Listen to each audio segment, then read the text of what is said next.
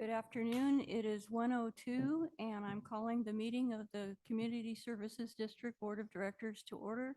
Please stand and join me for the Pledge of Allegiance.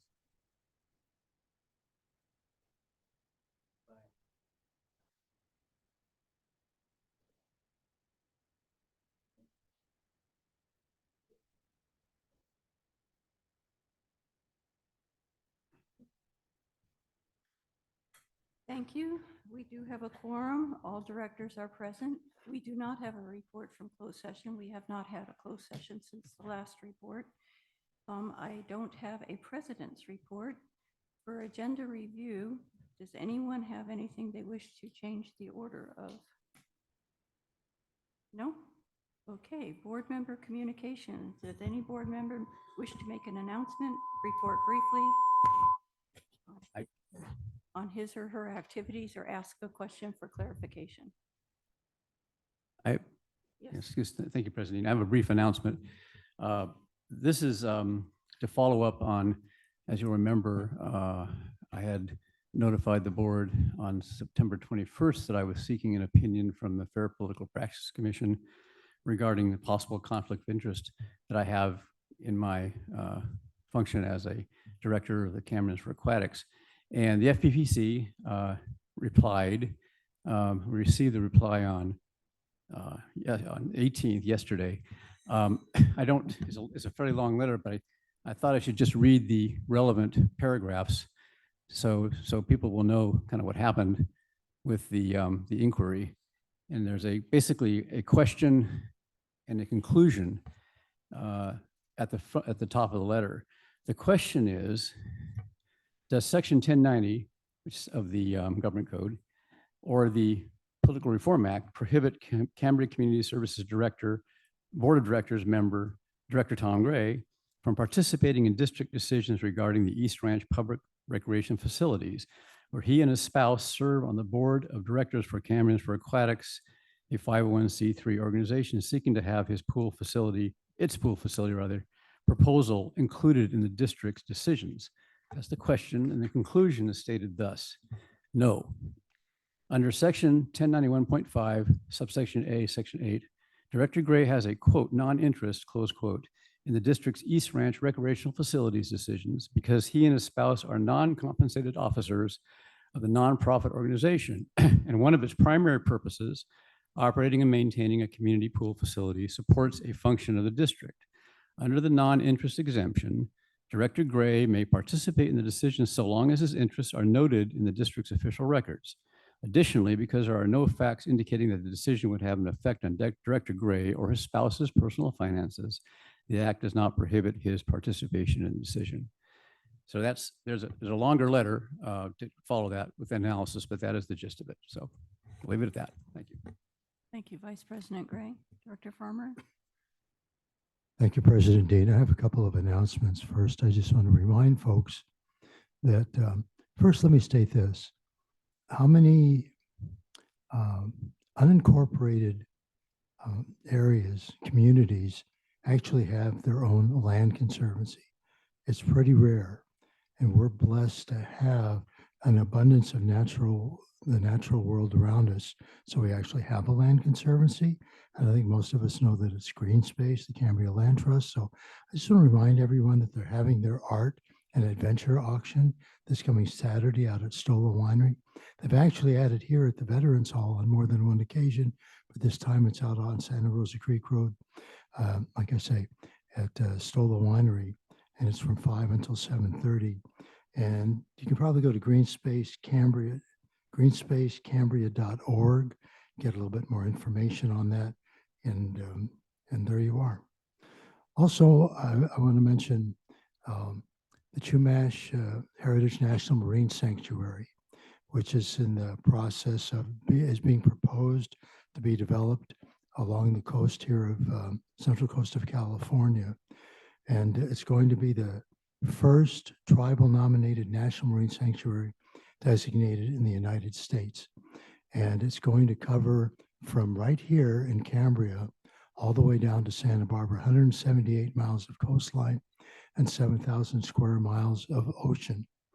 And it's kind of a contentious issue in that right now there are certain interests that want to divide the site to where there's an opening right up by Morro Bay. So some industrial use can be made of this particular area. And so the opportunity to go to the chumashsanctuary.org website and support, put in a comment, you can do that right now through October 25th. So if this is something you'd be interested in knowing about, just go to chumashsanctuary.org. You can watch a video, learn a little bit more about this very special sanctuary. Like I said, we were so blessed, so fortunate to have the Monterey Bay National Marine Sanctuary proposed and actually take place a number of years ago. And now we have the opportunity to extend and protect even more ocean and coastline. So once again, chumashsanctuary.org. And I want to say one more thing, that I wish that I had brought this up earlier so we as a board could have voted on sending a letter of support for this. And so maybe I'll, at a future agenda item, I'll propose that we do a very brief special meeting to do that. So thank you. Thank you, President Dean. Thank you. And each of us individually can also submit a letter of support to the Chumash Marine Sanctuary, as I have already done so myself. Cool. Thank you. Does anybody have anything else on the board? Okay, were you going to push the button? Oh, okay. You were reaching. Okay. Does any member of the public have any comment on the board member communications that we have just had? Yes, Tina Dickinson. Go ahead, Ms. Dickinson. Thank you, President Dean. Yes, I just got on the meeting, so I wanted to thank Director Farmer for referring to the Chumash Marine Sanctuary draft letter from NOAA. I think there's one thing that is of huge concern, and that is where the beginning of the Chumash Sanctuary would begin. And NOAA originally had chosen the south end, ending at Cambria, of the Monterey Marine Sanctuary. It's still listed in the maps. There are 6 maps. It's still the first one that you come to, but then they've changed it to going from, instead of Cambria, it would go from Point Bouchon. So there'd be that large gap. It would not be contiguous. And I would urge people that are making comments on this to refer to the first map that NOAA chose for this to continue the Marine Sanctuary down to Point Conception or even further south. But most importantly, that this gap not be there. And it's pretty obvious why, within the 3 years from when it was originally chosen, why they're doing it. And that has to do with the offshore wind farm potential. But we need this area protected. And as a tribute to the Selenan tribe and the Chumash tribes, both, who lived and thrived and in this area, in these areas. Thank you very much. Thank you, Ms. Dickinson. Okay, public safety. Oh, yes, public safety. Do we have Commander McDonald online? Yes, hello, President Dean, members of the board, staff, and members of the public. For September 23, we had 15 disturbance calls in Cambria. 12 of those were general disturbances and 3 were loud music complaints. We had 5 thefts reported, although one of those was a person who had responded to a vehicle sale from someone out of state, sent some money, never heard anything back, and that theft is being investigated by the out-of-state agency where the scam originated from. There was also some outside table and chairs that were taken off of Burton Street, but those were later recovered. And then 3 of the 5 calls, all related to a stolen boat, which was also later recovered and returned to the owner. There were 5 vandalism reports. One was an advertisement that was inappropriately posted on a railing and caused some damage. There was 1 graffiti report, and then 3 vehicle vandalisms, and all 3 of those included flattening of the tires of the vehicles. There were 2 phone scams. One was a member of a community group who called the sheriff's office to report concern that all of the public-facing phone numbers of the group had been scam attempts had been made to those numbers, and that's one area that we see is that sometimes when an organization has a website that has members' contact information and phone numbers, the scam criminals will basically reach out to one of the other organization members, pretending to be a fellow member of the organization, and say, "Hey, I need a quick favor. Can you get me some gift cards for this reason or that reason?" And then just give me the numbers. I just want to caution everybody, anytime there's gift cards involved, be very suspicious that it is fraudulent activity. But that is one way that scammers can target an organization, is by exploiting their public-facing membership lists that include emails or telephone numbers. The other phone scam was an attempt at a scam via text message, and that one was reported but was also unsuccessful, and there was no loss involved. There were 8 suspicious circumstances, which included 2 suspicious circumstance calls, 2 suspicious subject calls, and 4 suspicious vehicle calls. None of those suspicious circumstances resulted in any documented investigation.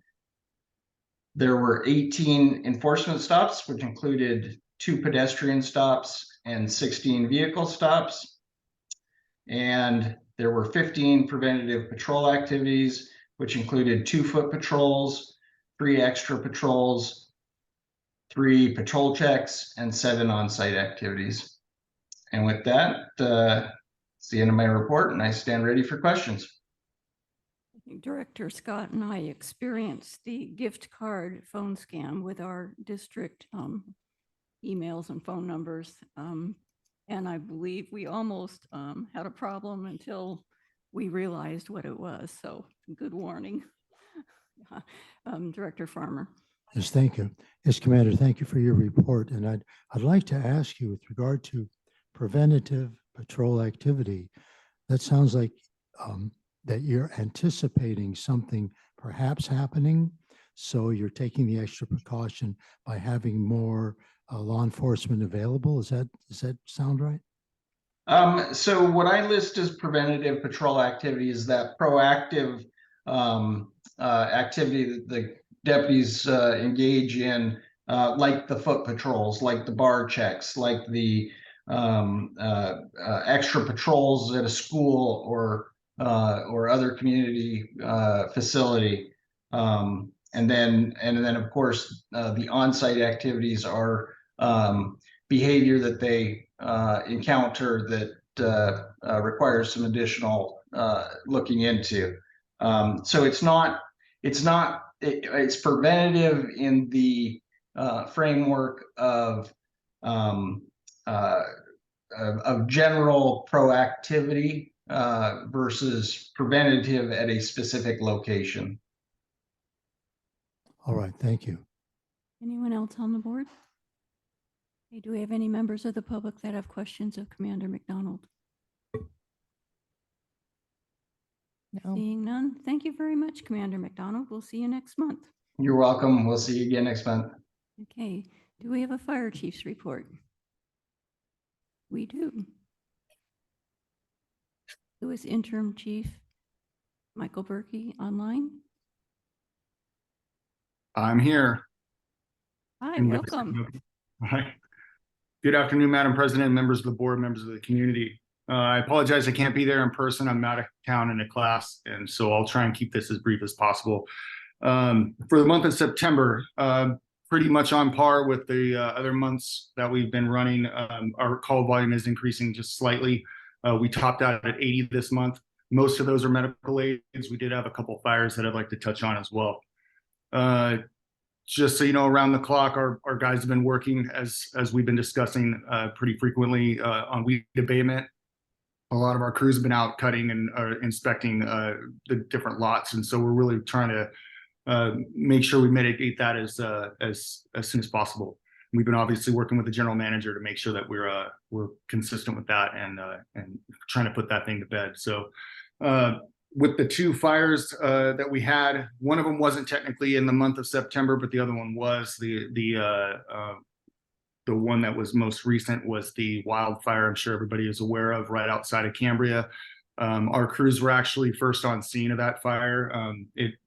One of our fire captains, Michael Castellanos, received a call from a citizen, and he was able to respond. Just to his knowledge of the area and his intuition, he was able to kind of look over and kind of knew the area. And so he was able to respond over there pretty rapidly, get on scene very quickly, and give a size up and get that ball rolling on that fire. So it was very beneficial for him to be there. Our crews went over there as well and assisted. And then we had to backfill our station as well. So the other fire was a fire over on Spencer. It was a structure fire. Our crews worked hand in hand with a lot of our mutual aid and auto aid agencies around the county to mitigate that fire very rapidly.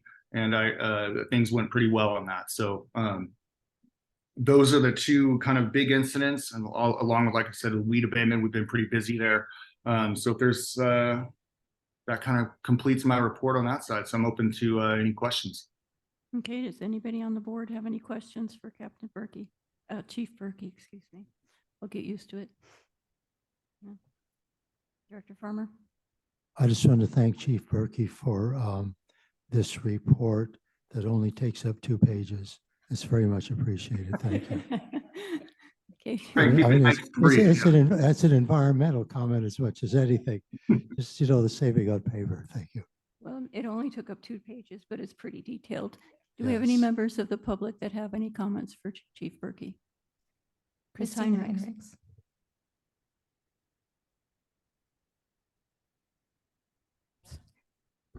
Thank you. Chief Berkey, do you have any cause for both of those fires? Thank you.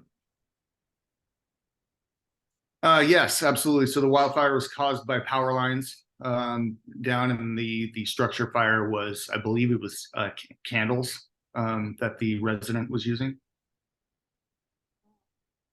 I don't know exactly what those what they lit on inside the building, but that was the cause that was listed. Okay. Yes, thank you. Thank you very much. Anybody else? No. Okay, thank you very much, Chief Berkey. All right, take care, you guys. Thank you. And we wish you all the best, man. Thank you. Okay, public comment on items not on the agenda. The members of the public may now address the board on any item of interest within the jurisdiction of the board, but not on its agenda today. Future agenda items can be suggested at this time. In compliance with the Brown Act, the board cannot discuss or act on items not on the agenda, and each speaker will have up to 3 minutes. And I believe we have a speaker slip from Ms. Heinrichs.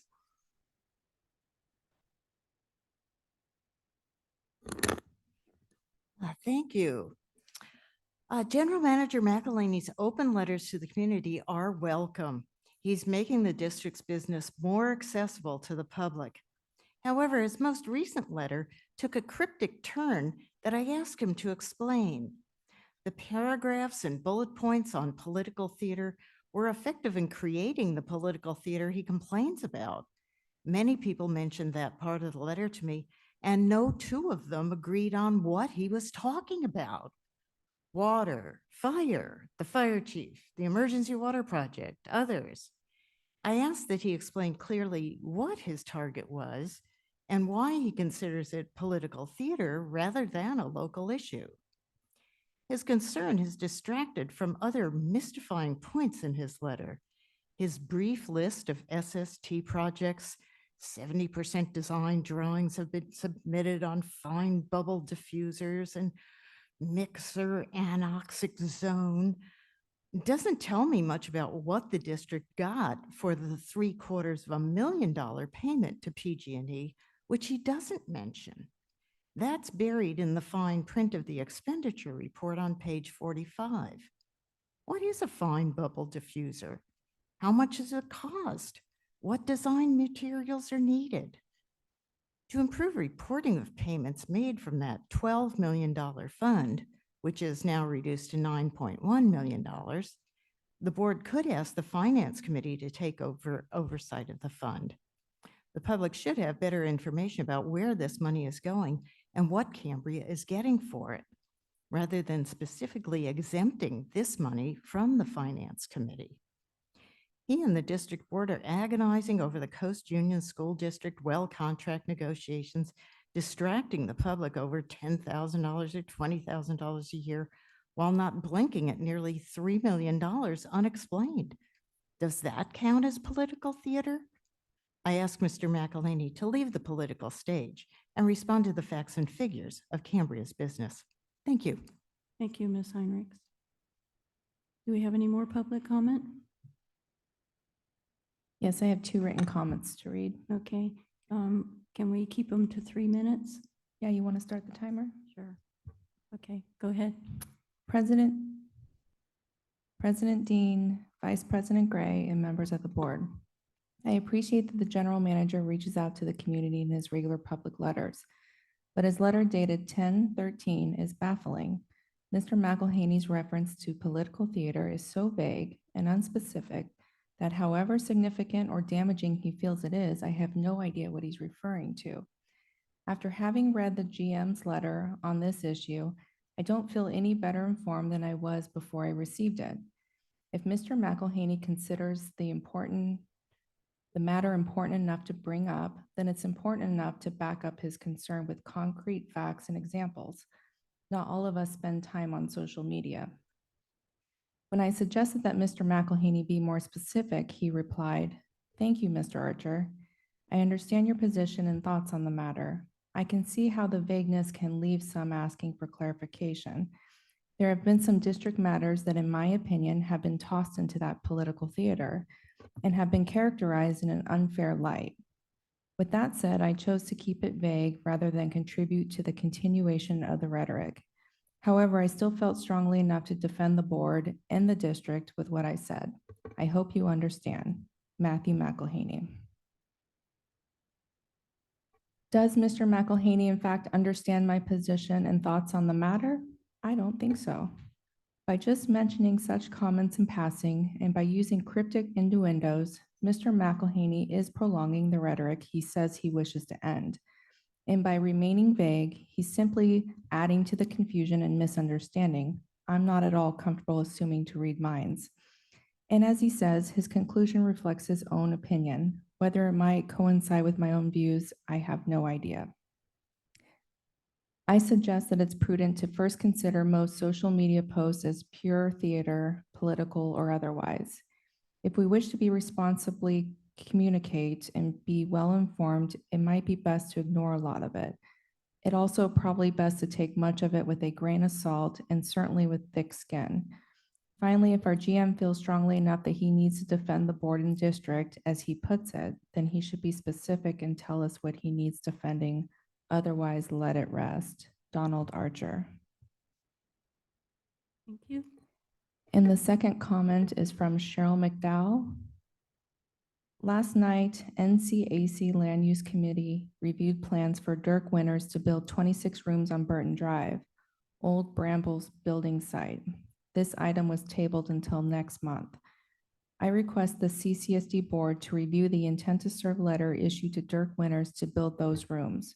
We are in a water moratorium since 2001, and I wonder if this intent to serve was issued prior to that date. On other property, he's moving to this site. Please verify. I can't image, 26 rooms being built. I'm just reading as it's written. Please bring this to the full board next month's agenda. Thank you, Cheryl McDowell. Thank you. And I have Tina Dickinson. Okay, go ahead, Ms. Dickinson. Thank you. I also have an issue with the way General Manager McElhaney presented his thoughts in the last letter, I believe October 13th. I was really troubled because I am not a participant on Facebook. And so whatever he was relating to, I didn't know what he was talking about. When Mr. McElhaney came in April and stood at the podium, his first meeting as the general manager, he said that he would like to speak to two people in the community. He said Tina Dickinson, in reference to transparency, and to Elizabeth Bettenhausen regarding financial issues within the district. When I spoke to Mr. McElhaney recently in a call on Monday that he called me, I hadn't made a request for him to call me, but he did. And this situation or this issue came up. And he said that he was being intentionally vague. And I questioned that. I said, why would you be intentionally vague when you were promising more transparency? So I do not think it was a wise choice of words or even the subject matter. I mean, when most of the town, I would think, or maybe half the town, isn't on Facebook, and yet alone even some people that don't have computers. So I think that was not a good decision. Now, the second thing I want to say about this issue is my understanding is that we had the president of the board engaging on social media. Last year, I believe it was last year or early this year, I think it was last year, the board and standing committees had a Brown Act training session with David Hirsch, partner with Carmel and Nakasha. And this item of being on social media was brought up. And I recall that Mr. Hirsch said, you know, if my advice to you would just be to avoid social media. Most of the directors do avoid it, but this, whatever the situation was, and I don't know because I'm not on whatever site, but I did understand that our board president was engaging on social media. I don't know what it takes. I mean, you have Brown Act training to tell you what you should and shouldn't do, and then not obey that. I mean, that just simply is really it's problematic, and I hope it goes away. Thank you. Thank you. Mr. Carmel, I sent my intended response on social media to you and clarified that it was appropriate for me to say what I said and engage in that social media conversation. Is that correct? Because I am the speaker, the voice of the board. That's correct. Okay, so it was not a violation of the Brown Act, as I am the voice of the board as a whole. And this was an issue that did need to be responded to, and I cleared it with district council before I made my response. So thank you. Okay, anything else? No. No? Okay. Moving on, and sorry, I need to figure out how to reset. There's the clock. Okay. This little timer and I do not get along. I apologize. It may take me a minute to reset it. Okay, so any more public comment? No. Okay, so moving on to manager's report. Mr. McElhaney. Yes, Madam President. Thank you. Summarizing my very lengthy general manager's report, starting off with, we're doing another Meet the GM on November 2nd, 2023 from 8:30 in the morning till 7 p.m. Those have been fairly successful. We've had quite a few community members come in and talk about different topics. Some of those topics, again, are sometimes we don't even really know that was on their mind. And so it's been really, really nice to have the community come by and bring up those things. And so I encourage all those that would like to engage in any discussions about Cambria to please join us. Our administrative and finance departments continue to work on various different projects to include electronic payments and some more digital payment methods through our website that'll make bill pay a little bit easier. They're still working pretty hard on that. We are continuing to work on our East Ranch restrooms and contracting and permitting. So that is ongoing. Our EV charging stations that we're trying to relocate from the from the veterans, the Legion side of the Veterans Hall. That contract was pending before this posted. And then after it posted, we did get the contract signed and it is complete. And we are meeting with contractors over the next week or so to identify locations for those EV charging stations. There's a few issues that we need to sort through as far as grading. I know Madam President met with Mr. Green. There's some grading issues in the area in which the board directed the previous utilities manager to place those EV charging stations. That could be a problem. We may have to move them further south. More discussions to be had. We'll be bringing that before the board for you to make that decision. We're still waiting to hear from the Land and Water Conservation Fund as far as our grant application from the skate park. We do want to welcome interim Fire Chief Michael Berkey to his new role as an acting fire chief. He's been with the district quite a few years and he's going to do an excellent job for us. Chief Berkey did touch base on our weed abatement issues. I'm happy to say that at one point, 2 board meetings ago, maybe 3, we're sitting around 500 to 700 lots that still need to be weed abated. And that brought a lot of public concern, rightly so. We did hire another contractor to assist Mike Rice, that's Paradise Tree Service. They've been on pace about 75 lots a week. I'm happy to say that we have less than 60 lots left in the district that need to be abated. And some of those are in preserve areas, which require some finer touch, so to speak, as far as that weed abatement goes. So we are in a great position compared to where we were and how far behind we were. And so they have done a fantastic, fantastic job. And I'm proud to say that we've turned the corner on that. Water and wastewater departments, our in-stream flow study is still underway. We're working on the adaptive management plan. That includes some of the things that we need to do for our coastal development permit. We are working with our biologist, Kevin Merck. He is going to be working on those biological assessments. Some of that is delayed because these assessments are done seasonally, in addition to the added scope of Van Gordon Creek.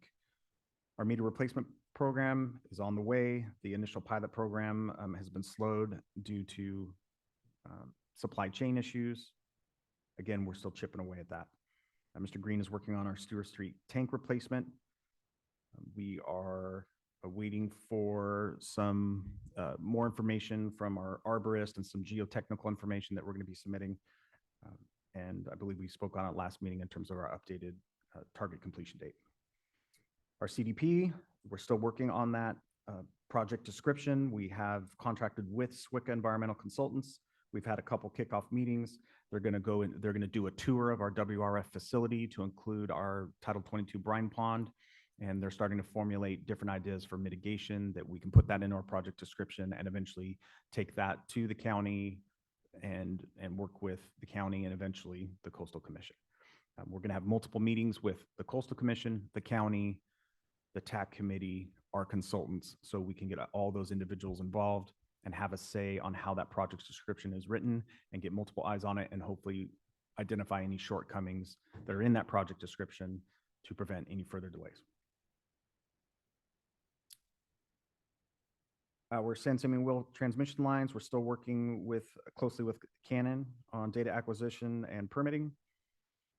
Try not to take too long on this, but I always feel like this one drags out a bit, so my apologies. We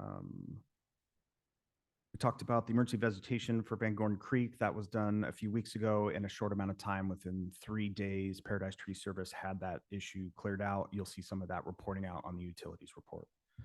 We want to congratulate Jim Friedel's retirement. He departed us a couple of weeks ago after serving the district for quite a while. And with that, I'll I think the field any pub, questions. I think the public would like to know what department Jim Friedel retired from. Wastewater Department. Excuse I me. know that, but I don't think the public was aware of that. Thank you. Okay, anything else from the board? Questions for the general manager? Director Farmer. It's not so much a report from the general manager. I mean, for questions for the general, well, it might be for him, but also perhaps Mr. Green. By the way, I wanted to mention, because a couple of people in the community said, I never heard of Jim Friedel, man. Who is he? And I said, well, before he came to the district, he worked for about 40 years, or maybe a little more, in various other capacities, and came here about 5 or 6 years ago with a tremendous amount of varied experiences and expertise. And so, oh, okay. So I just thought I'd clarify that.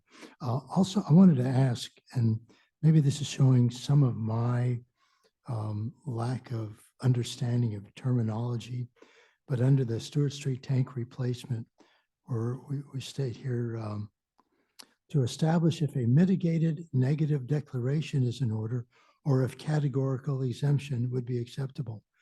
Could I and maybe other members of the community who are not as knowledgeable as myself get a more common, not a common sense, but a more understandable explanation of what that necessarily means? Does that make any sense, what I just said? Absolutely. Yeah, absolutely. And I believe Mr. Green would be able to explain that pretty well.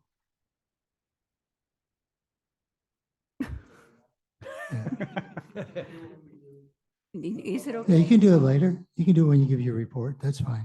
Okay, I could try if you'd like me to. sure, go ahead. The categorical exemption means the project would be exempt under one of the many categorical exemptions in CEQA. So it would not undergo CEQA review.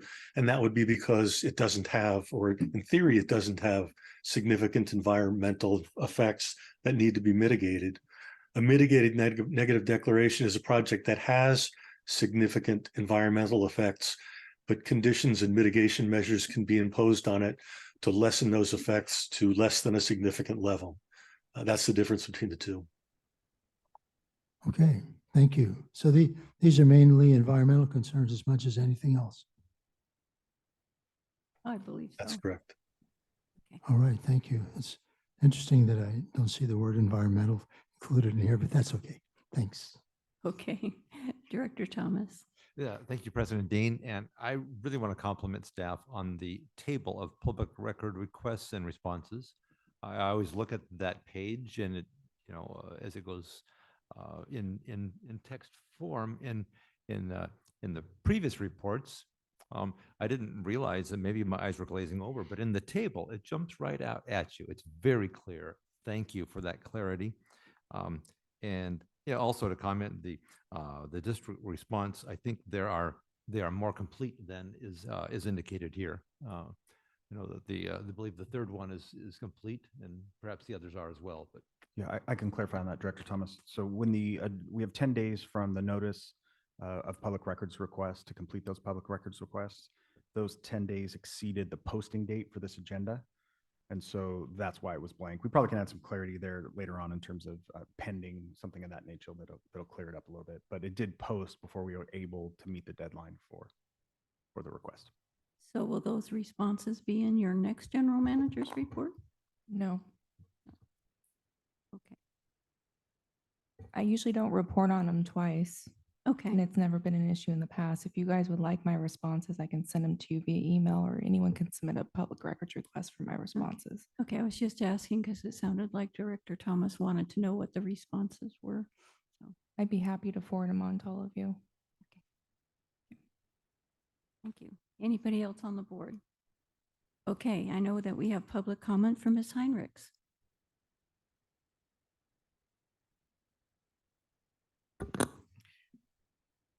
Hello again. Mr. McElhaney's general description of what this new contractor, SWCA Environmental Consultants, is going to do to update the project description leaves me guessing. I would like to know more about where that's going. He now says that Merck Associates is doing the biological reporting, which I guess is last year's contract. And she says he can't be done now, but of course I was supposed to be done a year ago. And I never understood who told them not to do it then and why it wasn't done. Mr. Green's utility report addresses the SST projects that I brought up before, and I appreciate that, but without referring to the cost, these few sentences don't explain to me what Cambria is getting for nearly $3 million. Can the public get some more specifics? Also, you've now had mine and two other requests from Mr. McElhaney make clear what he was talking about in his letter. And I think that that should be addressed. Thank you. Thank you.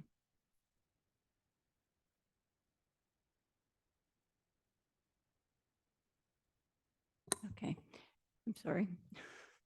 Timer distracted me again.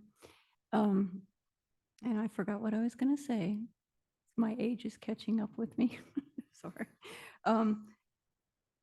I believe Mr. Green can explain what the SWICA is doing with the CDP, or do you want to do that, Mr. McElhaney, now? Madam President, we can kind of tag team it if needed.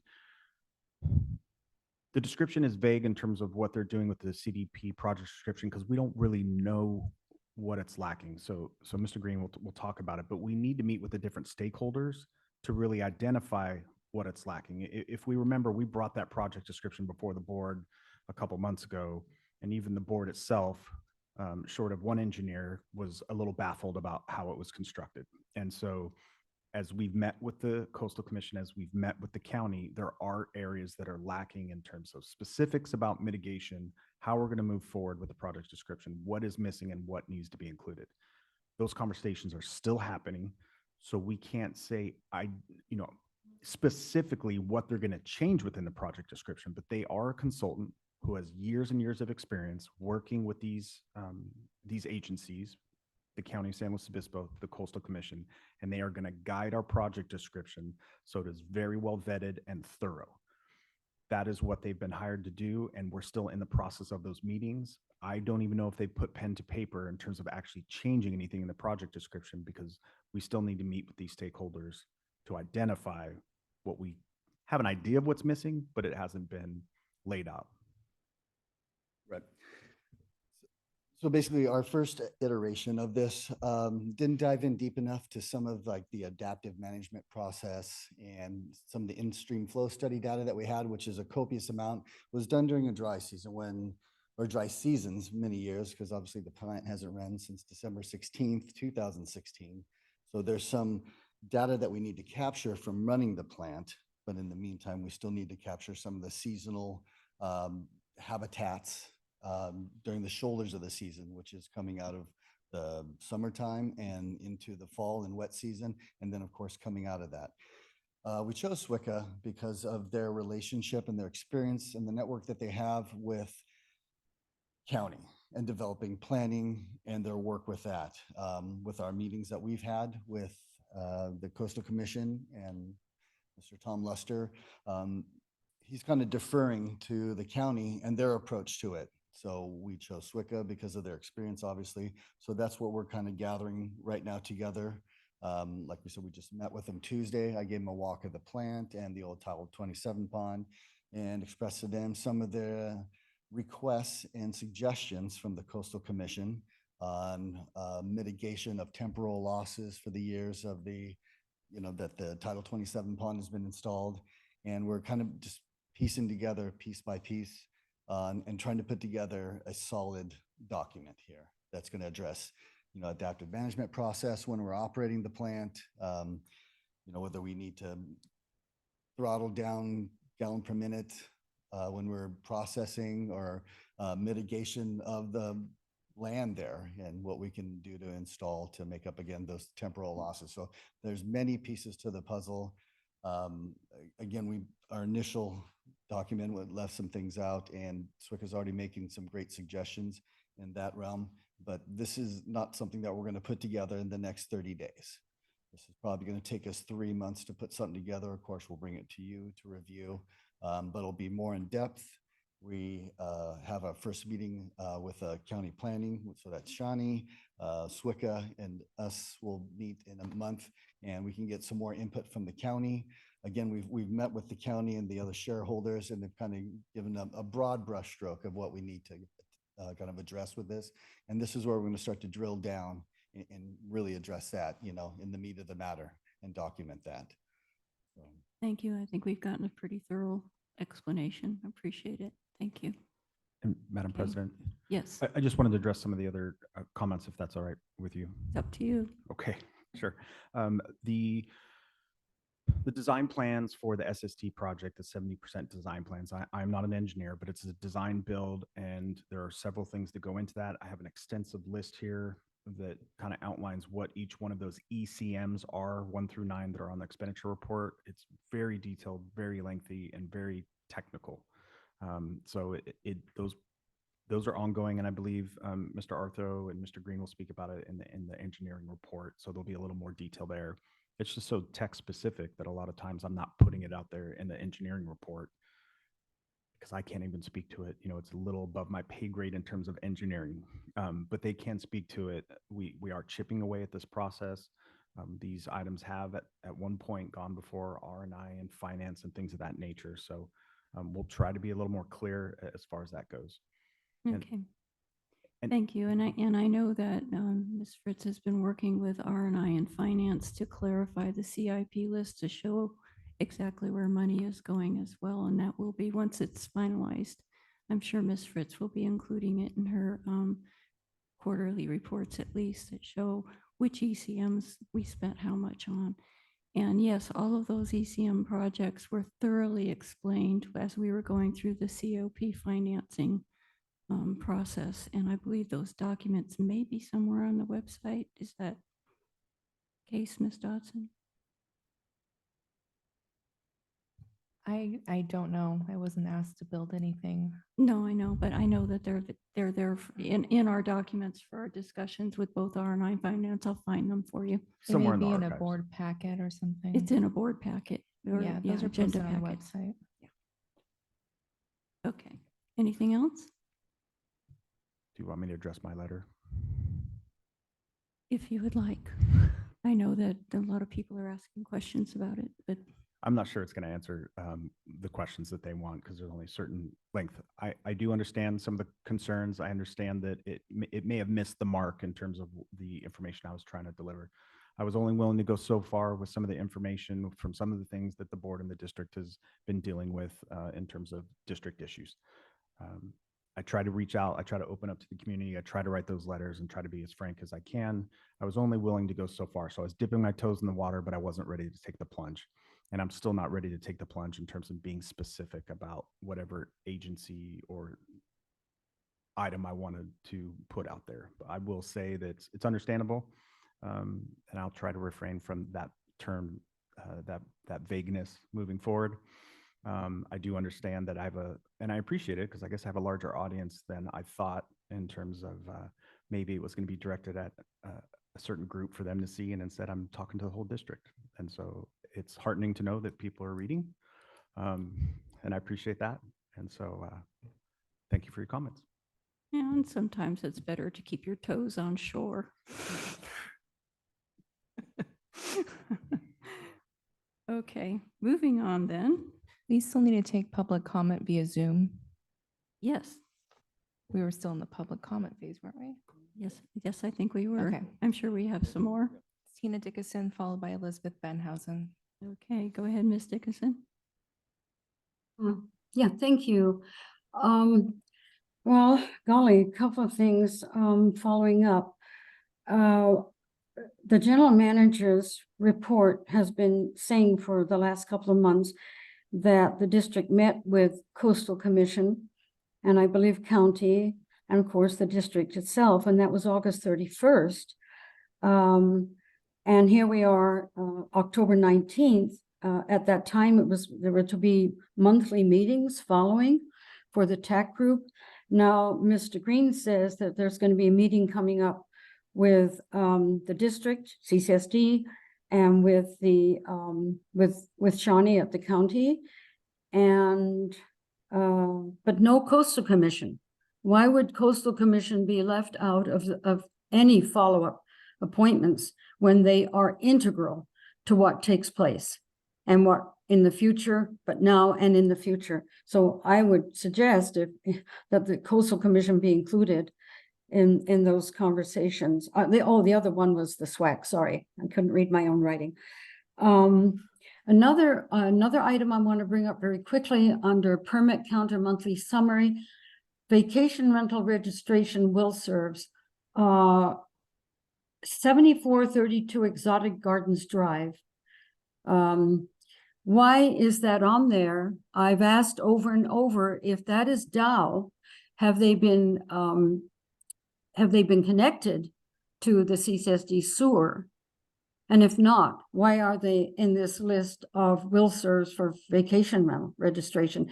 Correct me if I've got the wrong address. Miss Dickinson, that item's addressed in the utility manager's report. Okay, well, Yeah. fine, but whatever. I'm just bringing it up now. Okay, so maybe it can be, I can bring it back up, or you could save it and know that that's a question I have. You're welcome to bring it back up during the utilities report. Okay, I have another question about Stillwater. I'm not reading about anything recently about Stillwater and the in-stream flow study. Where are we with that second contract with Stillwater? I'd like an answer to that, please. The other item is I don't see anything in this agenda today referring to the issue between the school district, Coast Union School District, and the CCSD. I have multiple public records requests I've put to the school district. They've been complying with my requests, so I'm very much up to date with what's happening on their end. But I'm not up to date at all with what's happening with the CCSD and how the CCSD intends to move forward on this really important item. Thank you. Thank you. Elizabeth Benhausen. Okay, go ahead, Ms. Bentonhausen. Thank you very much, Madam President and Ms. Dodson. I have a question about page 8 on your agenda. It's been clarified somewhat, and by clarifying, it's gotten more confused. Page 8, Water and Wastewater Departments, the meeting with Coastal Commission, etc., and the kickoff meeting with, I don't know what happened at either meeting. And I want to say that after the comments by General Manager and Mr. Green, the manager for utilities, I am even more confused. We had I quote, we have a kickoff meeting with our SWCA environmental consultants on October 11th to begin a review of the internal CDP scope created by utility staff and outline areas for improvement and better insight into SLO County's concerns and needs. End quote. I haven't a clue what's being said in that sentence, and I suspect that it's cover for something, but I don't know that. We have been working on the CDP since January of 2014. That's almost 10 years. And if something is wrong with it, I would like the public to be told what specifically is wrong with it, other than simply the rhetoric that's being used right now to explain it to the public. I have something more to say, but I think it fits under consent agenda, and I'll put it there. But in the meantime, I hope the general manager will be much more explicit in his comments in his report, because it's getting vaguer and vaguer and vaguer. Thank you very much. Thank you. Do we have any more public comment? Did you have something you wanted to say? Yes, Madam President, I can try to clear up some of the comments from Mrs. Dickinson and Mrs. Bettenhouse. We do want to have monthly meetings with the Coastal Commission and some of the other stakeholders. However, we need to get our consultants on board and up to speed before we can come back to the table, so we're not and I don't mean this in a bad way, but wasting the Coastal Commission's time. We already had a pretty lengthy conversation with the Coastal Commission. We needed to go back to the drawing table when it comes to our consultants.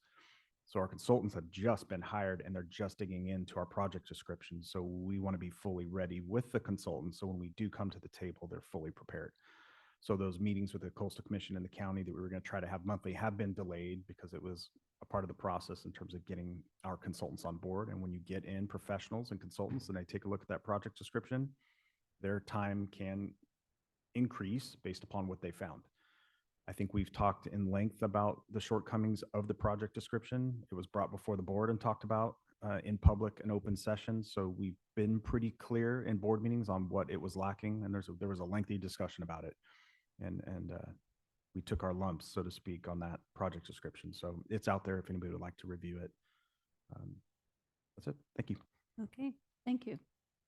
Okay, are we still have public comment? No. Okay. If nobody from the board has anything else on the general manager's report, Director Farmer. I don't know why this popped into my head, but our general manager was talking about the shortcomings of the project description. And what popped into my head was, well, it's just the shortcomings of the project in general for the past 9 years. Thank you very much. Thank you. Okay, we can move on now to the Facility and Resources Manager's report. Mr. Aguirre?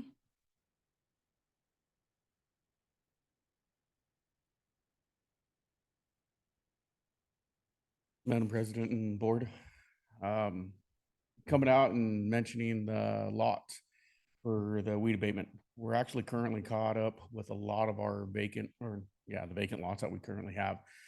We are working with pros. We're also looking into the conservation easement. We ended up going through and ended up finding on the APMs about 97 lots that we have in the district that are listed. We have 194 in total. So we're actually taking a step back right now to evaluate what we need to do. I'm meeting with Green Space here next week, and also a couple of people from the county to make sure we do the right things on our behalf as for our crews and future crews that are going to be going in there. One of the things that we are doing in this next month, we're going to be looking into the restrooms, the public restrooms. We're going to be doing a deep cleaning and evaluation of all the lighting. There's some security systems in there, roofing, painting, stuff of that nature, and pressure washing in the lots. Looking at the paint for the parking lot, and let alone the weeds that are acquired inside of there. So that's one thing that we're going to be doing in the next month. The guys are currently finishing up East Ranch. We should be all done with East Ranch, prepping it for the winter as much as we can, looking at all the runoff, future runoff, erosion, stuff of that nature. And then we're going to be jumping into the West Ranch, looking into what we could do to accommodate their erosion control out there, because we're going to be out there once a week with the crews. That was something that I'm kind of working on right now, so that way we're side by side, getting everything taken care of on that end. That's everything that I got for right now. Okay, does anybody on the board have any questions for Mr. Aguirre? Or Vice President Yeah, Gray? thank you, President Dean. Yeah, thank you, Mr. Aguirre, for the concise report. I had one question about the lots. Just want to make clear. You've done an inventory of the vacant lots owned by CCSD, and there's a total of 194, of which 197 are under a conservation easement. 97 are under conservation easement? Okay, Correct. so 97 of them are under the conservation easement. I was pulling everything from the CIS that we have, the county, and then working with a couple different people. And they gave me a whole list of everything that's been on file.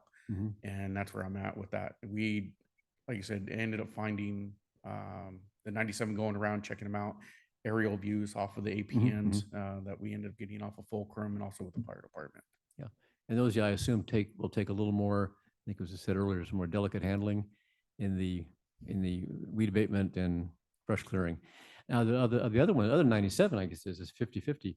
I'm surprised there are that many that aren't under a conservation easement. And I was interested, it brings up a topic I've been interested in what to do with them.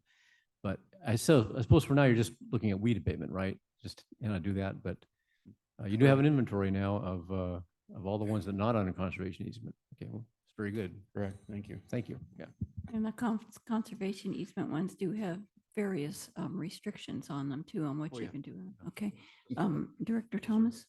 Yeah, thank you, Madam President, and thank you, Mr. Geary.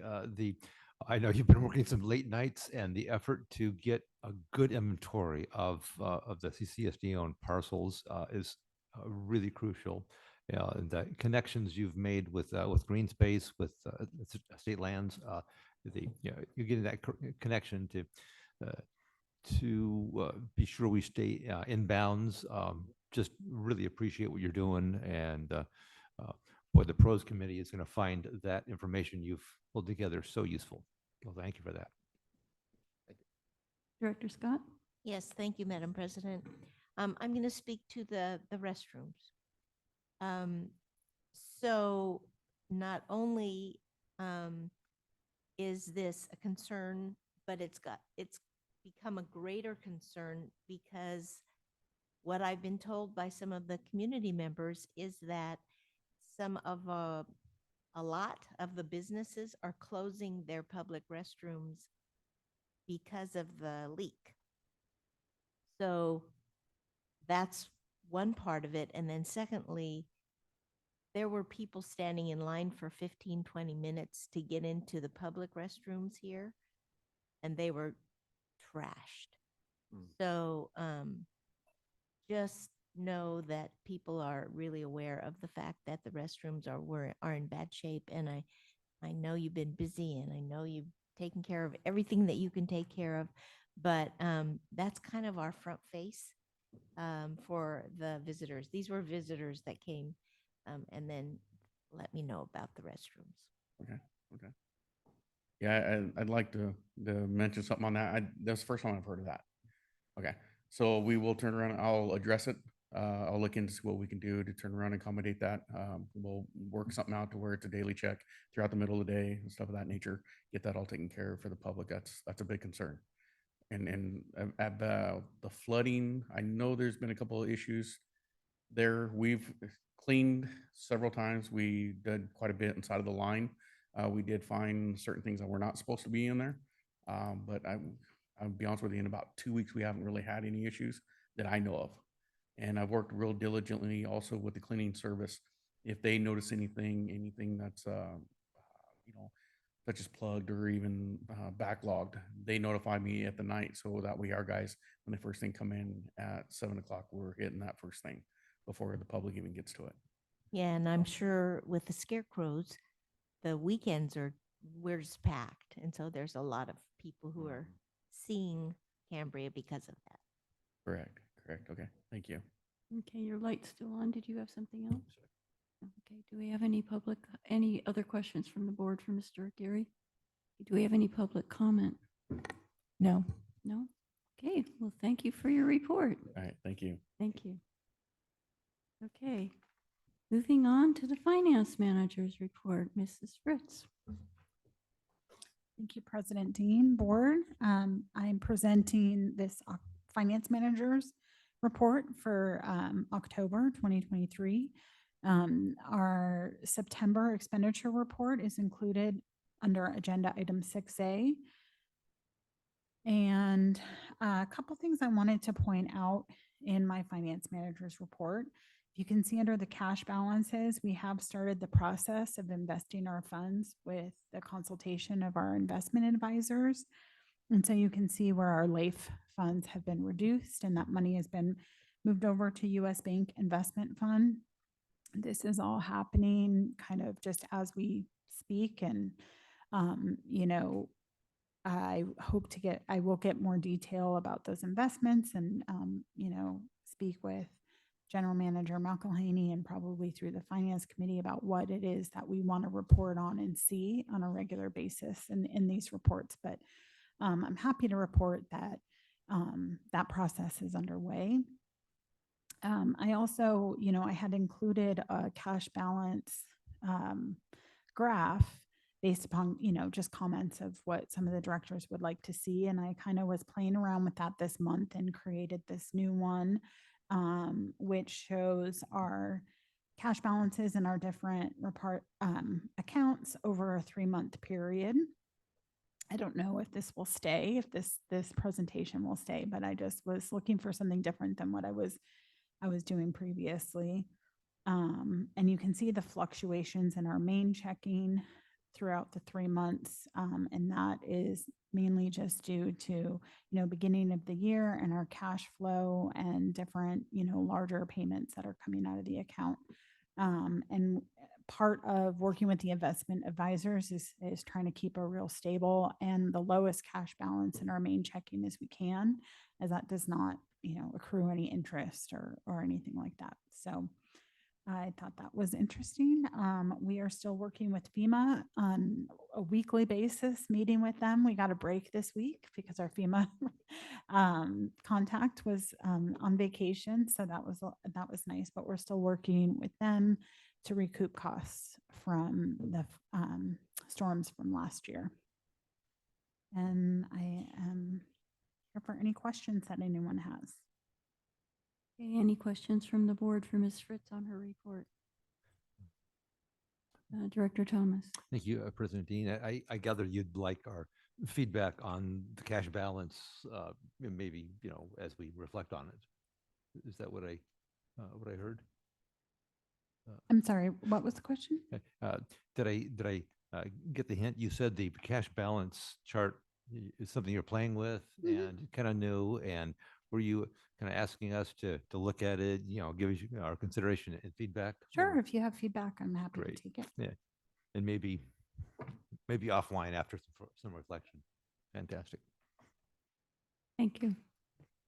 Do you have any other questions from the board? Director Farmer? Not just a question, but more a comment where it's under account type. And so we look over here and we see like the Bank of New York Mellon, which is like $9 million, but you don't see the final 2 zeros after that. But all the others have, the final 2 digits after the decimal point. So it's a little bit, it's slightly confusing, if you understand what I'm saying. Like if, Yes, I see what you're saying. yeah, so putting the period with the 2 zeros after the Bank of New York Mellon would make it immediately understandable what that figure actually is. Is that a silly thing for me to say? No, I should be consistent in how I present that. So yeah, I missed that. Thank you. Yeah, I'm sure the bank would be interested too, but just a joke. Thanks. Okay. Do we have any public comment? No. Okay. Moving on then to the utilities report, Mr. Green. Hello and good afternoon again. Pleased to bring you the utilities report for September. I have some guest appearances by our interim superintendents for water and wastewater, Tony and Cody. If I could address some public comment first to clarify some things. So we haven't been working on a CDP since 2014. We're issued an emergency CDP to operate that plan, which we are currently under. This is a CDP to operate seasonally and as we see fit. So as we see fit is why we're working with the other stakeholders to get their input. I'm in concurrence with General Manager McElhenney. We're not ready to bring in coastal yet. Our attitude from coastal at that time was that work with county, bring forth a plan, bring us in. And as we get closer to those times when we're lacing up that document, then we'll meet monthly and we'll finalize that. Additionally, the Dow Brothers LLC did apply for a vacation permit for their place. What they're up to, I don't know. They haven't reached out to us except for their secretary to see how many EDUs they currently have. And that's the only communication that we have. They haven't reached out to us with any other plans. They are not hooked up to sewer as of now. Yes, Kirk Construction, who is doing our construction right now, currently a fantastic construction firm, did their not tie-in, but underground work under Highway 1, and that's all that's been done. So there's no communications. We don't know what their plans or objectives are. My suggestion is to reach out to the Dow Brothers and see what they have in mind. So with that, I'm going to hand off to our interim superintendent for wastewater, and that's Tony Artho. Well, welcome, Mr. Arthur. Welcome, Madam President. Right, the month of September 2023, for the SST project, I wrote the section that McElhaney was referencing. 70% drawings and specifications have this project have been reviewed, and we're moving forward towards that. The electrical engineers completed their update, and that included going in and verifying the allowance of a panel meter and our entryway into our MCC room. Staff has received their first set of submittals, and the submittals were reviewed and approved. These submittals included the fine bubble diffusers, and also we received several other submittals. We have been meeting with the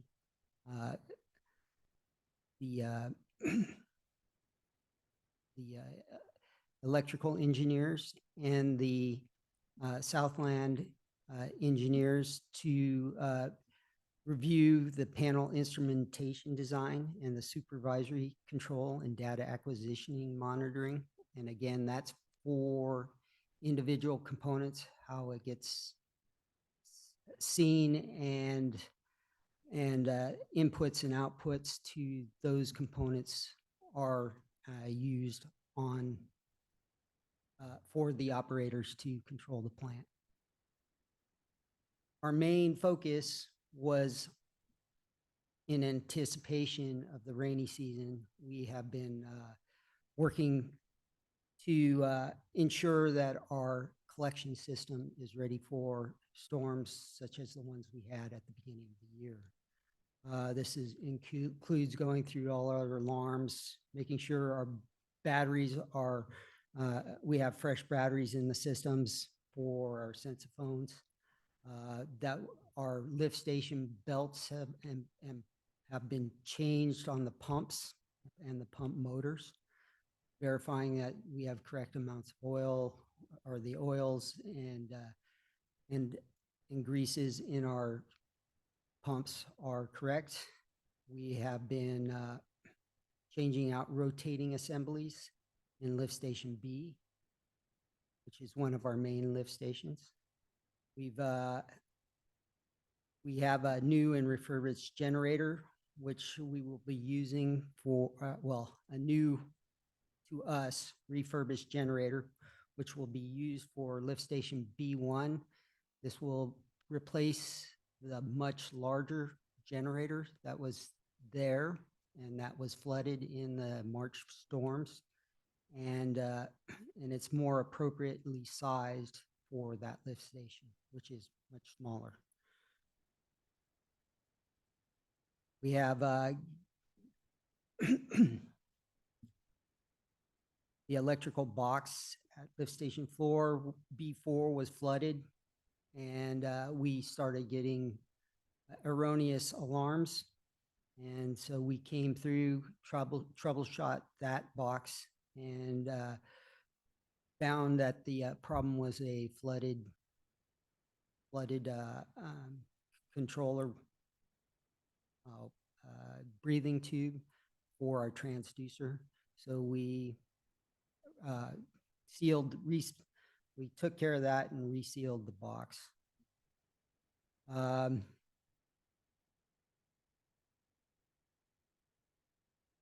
We are pursuing on lift station B4. We want to add that back to the SST program.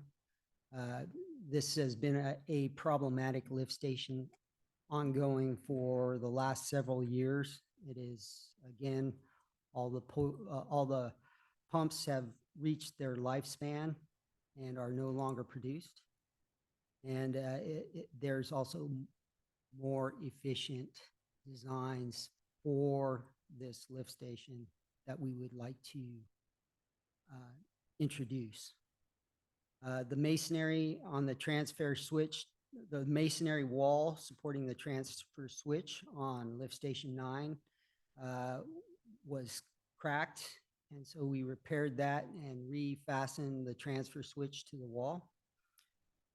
And the wet wells at lift station 8, 9, and A were cleaned and vacuumed. And again, in preparation for the oncoming winter. Art Garney attended his class for obtaining his A and B license. He's our newest collection operator. And I'm happy to announce that he passed his driving test and is now able to drive our VACCON on his own. That's what I have. Okay, I think somebody had a question on what a fine bubble diffuser was. Can you explain that? In an aeration basin, you aerate your mixed liquor and sludge with a compressor. A fine bubble diffuser basically takes that compressed air and makes it fine enough to be readily absorbed by the microbes that basically operate our aeration basin. Okay. Thank you. It's also makes it much more efficient. We lose less energy on our aeration. Okay. Anybody on the board have a question about the wastewater part of the report? I do. Okay. Thank you, Madam President. It would just be really helpful for me because I'm not an engineer and I don't understand a lot of what you're saying, to refer to the pages that you're talking about in the report. Okay. Okay. Thank you. Next time. Yes, ma'am. The other thing too is maybe some people would like to know when you talk about a particular lift station number, where that lift station is. Okay, I can Okay. update that. Thank you. Okay. Thank you. Director Thomas? Yeah, thank you, Madam President. And I had the same question. Maybe just like a list. I mean, I've got a map, and I know about half of them. I'm marking them, and having a list would be awesome. And also, your comment about lift station B4, adding it back into the SST program. What is it you need? How can we help? What are the next steps? We have been talking with PG&E, MKN, who is the engineer, and Southland. We have received basically a wag on the cost of reintroducing that in the program. Again, this was stripped out a couple of years ago as they were trying to cost cut down, but this lift station is basically running 30-year-old pumps. And again, they are no longer manufactured. So we are attempting to update this lift station and bring it to modern standards and also make sure that it runs when we need it to. And lift station B4 is where? Lift station B4 is at the far end of Green Street on the Right. south side of town. And I believe it was a lift station put in when they expected the town to grow. The town has not grown to the south.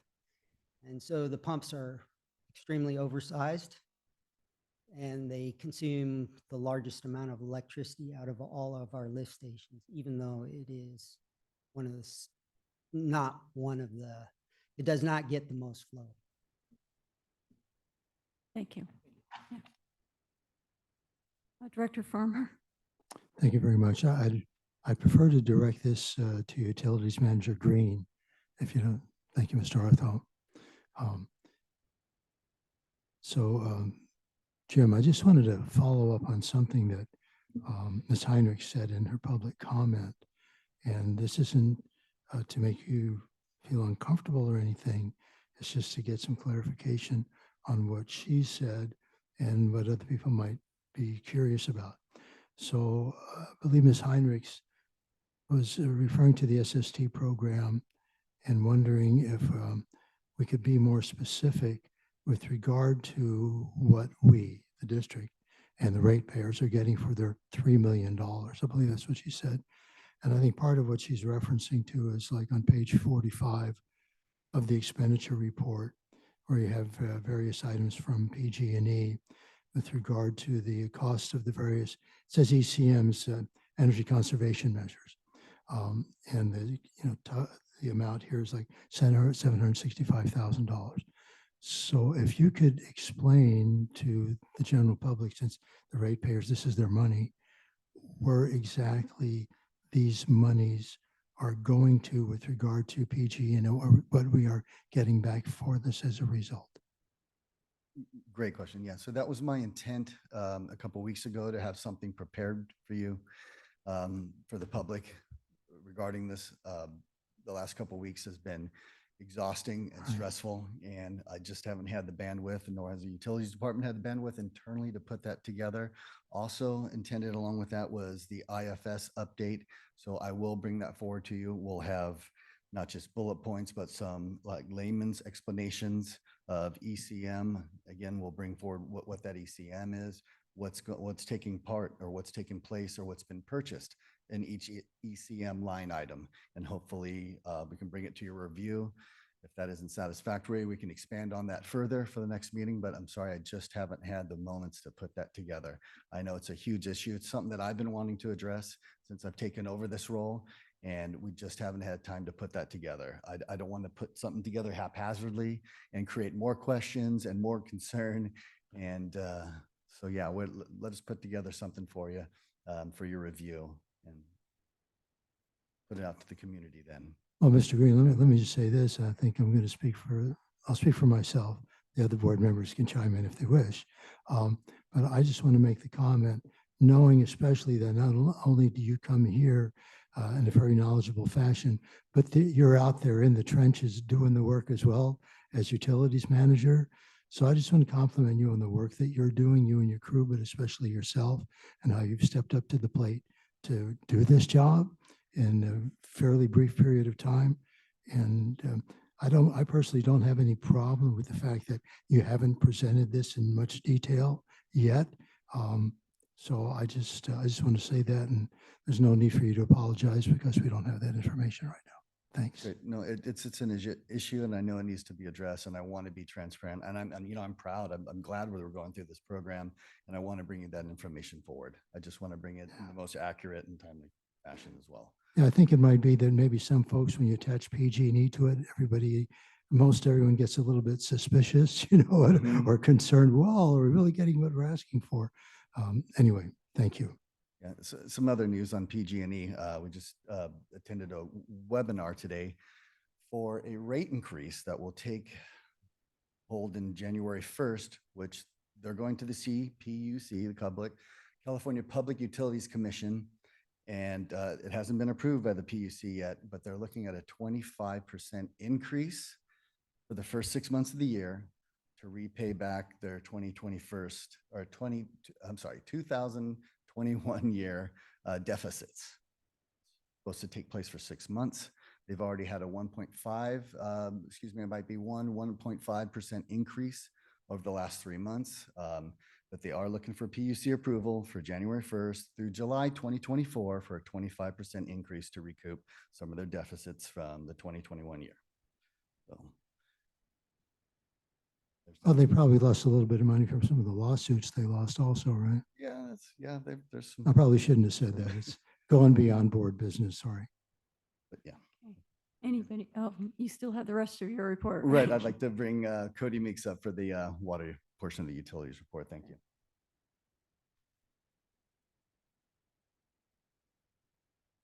Welcome, Cody. Thank you, Madam President and the board. So I'd like to present you the water department's September activities. And to start out, I'd like to tell you about all the leaks that we've had. Kind of uncommon for this late in the year. We get a lot of leaks on service lines, not water mains. Water mains are pretty unusual. You know what's happening across the street. So they're caused by root entanglements, rocks, just general ground shaking from cars driving over them and years of doing that. So we take them on as a case by case basis. We see how much of the line has been damaged, and we try to offset that by placing sand around. And you can see that I listed off all the address or the streets that we repaired leaks on. And when we get like a multiple offender, we replace the entire service line like we did on Banbury this last month. On Banbury, we trenched a new 35-foot service line in from the water meter up to the customer's, or from the water main up to the customer's water meter. And when we revealed our water service connection off the main, we realized it was heavily corroded. And in order to fix that, we have to shut down the water mains and replace the saddle. So we did that, shut down the water mains briefly for a couple hours, replaced the saddles, and kept going. When we do large trenches, we do have to get county compaction standards tested. We had GeoSolutions come out and they tested our compaction. So that was the Banbury line replacement. We're moving on to water meter reads. In total, from the end of the month carrying on forward to the beginning of the month, water staff were reading over 2,200 water meters manually. Moving forward to hydrant raising, we found a hydrant that we deemed necessary to being raised. We raised it 6 inches, and this is good for the fire department, so they have easy access to the hydrant and could operate it easily. Following it being raised, we flushed it and tested it for its performance. Brentag came out. They are our distributors of sodium hypochlorite. They added sight gauges at the well field. This lets us know how much chlorine disinfectant is in our tanks at any time. San Simeon Well 1, it is now operational as of last month and put into service. It is a seasonal well, and it is conditional of its running when there's no surface waters within 150 feet around it. We don't have a surface water treatment plant out there, so we don't run it year round. And when the waters do recede, we take bacteriological tests to ensure there's no pathogens. And then we're able to produce water out of the system. And then touching on the WRF, we're out there weekly circulating preservatives and backwashing filters out there to make sure there's no biological growth, make sure that the place stays preserved.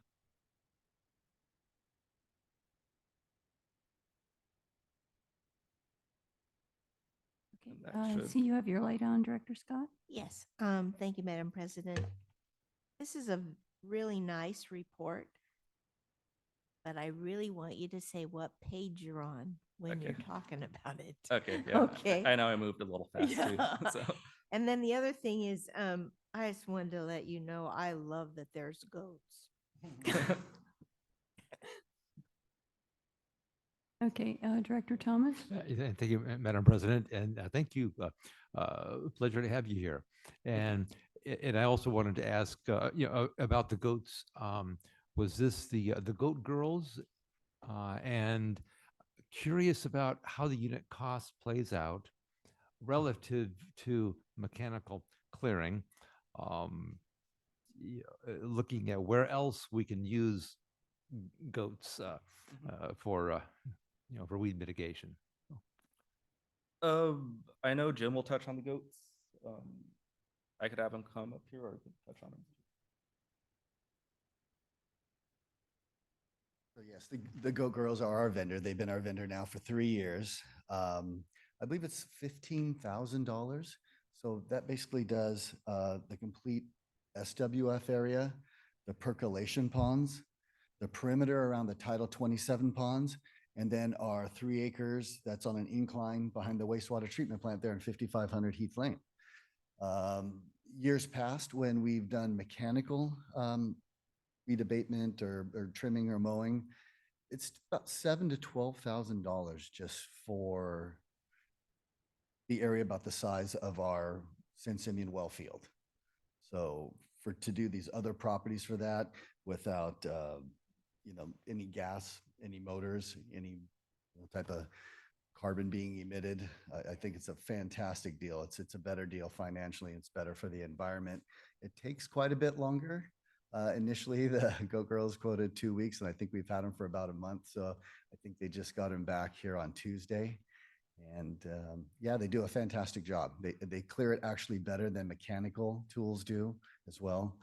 When we did our walk with Swick at the SWF, Brandy Cummings from there looked down. She says, "Oh, you have goats." They weren't even around, but she could just tell that the goats had been that cleared. I wonder why. Yeah, right. She's an agricultural gal also.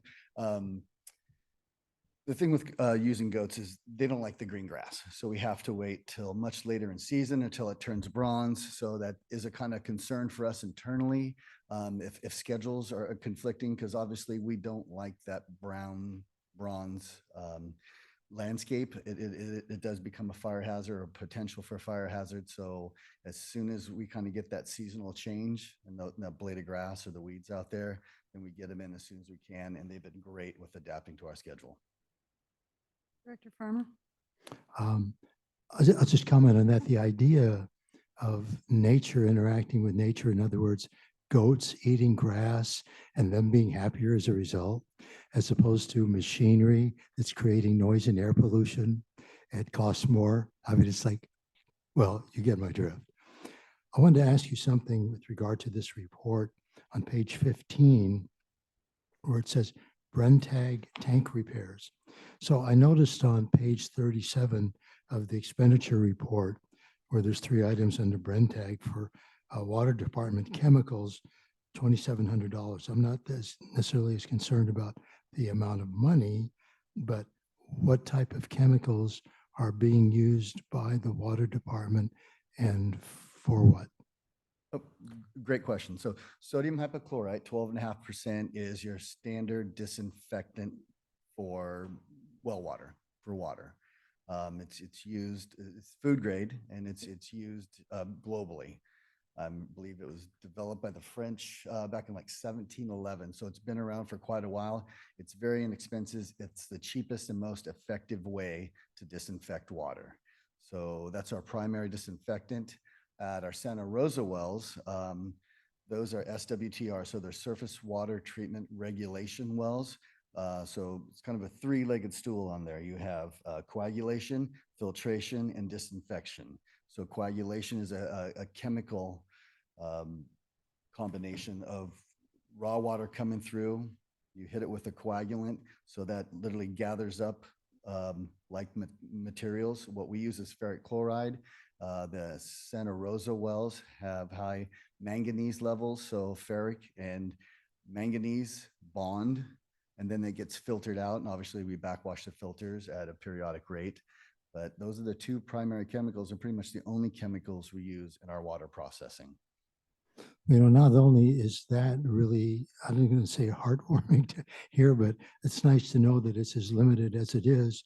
It's also nice to know that you know about the 3-legged stool and the fact that this was founded in France in the 18th century. Yes. So could you tell us something else that we I need to could know? talk for days at length, but I'm sure we want to cover some other stuff. But yeah, yeah, very, very simple chemicals that we use and not that much of them also. So yeah, Brentag is also, since they're our commodity for them, they repair and do all the tank maintenance on that for free, where they're, we use them exclusively. And with that, they take care of all of our tanks. So if we're obviously you don't want any chemical tanks leaking, chlorine, ferric or anything. So they come if we have any issues and they maintain them and repair them. And 2 years ago, they came into SR4 and replaced the secondary containment and primary vessel for our storage there of that chemical for free.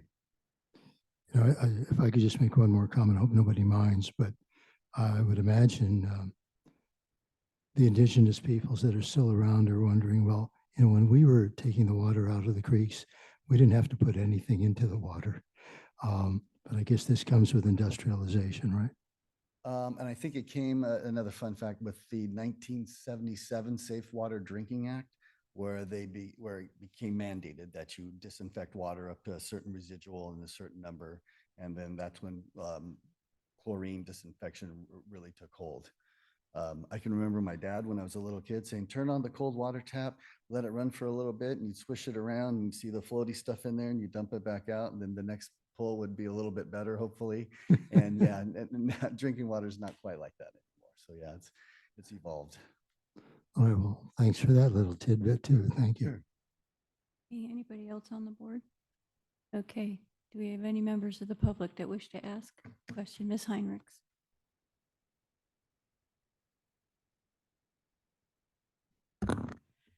Yeah, the goats are really cute. And they look so happy in that picture. That PG&E rate increase, I hadn't heard about that on the district's $55,000 monthly bill. That 25% is going to be really a lot. So maybe it's time to think about getting onto renewable energy. Regarding the CDP, what can the district possibly not know about what the county expects to support the application? They've been working on this for nearly 10 years.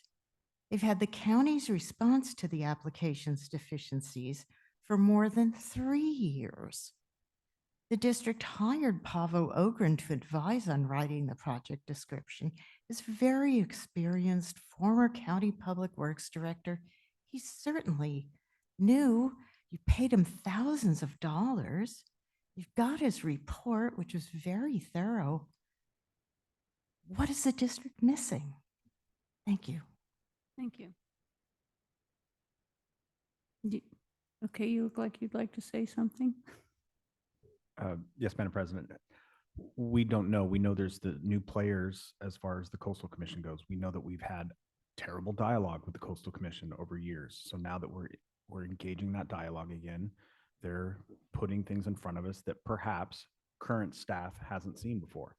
So what has happened in the past and the contracting in the past and the project description of the past is no longer applicable to what we're doing now.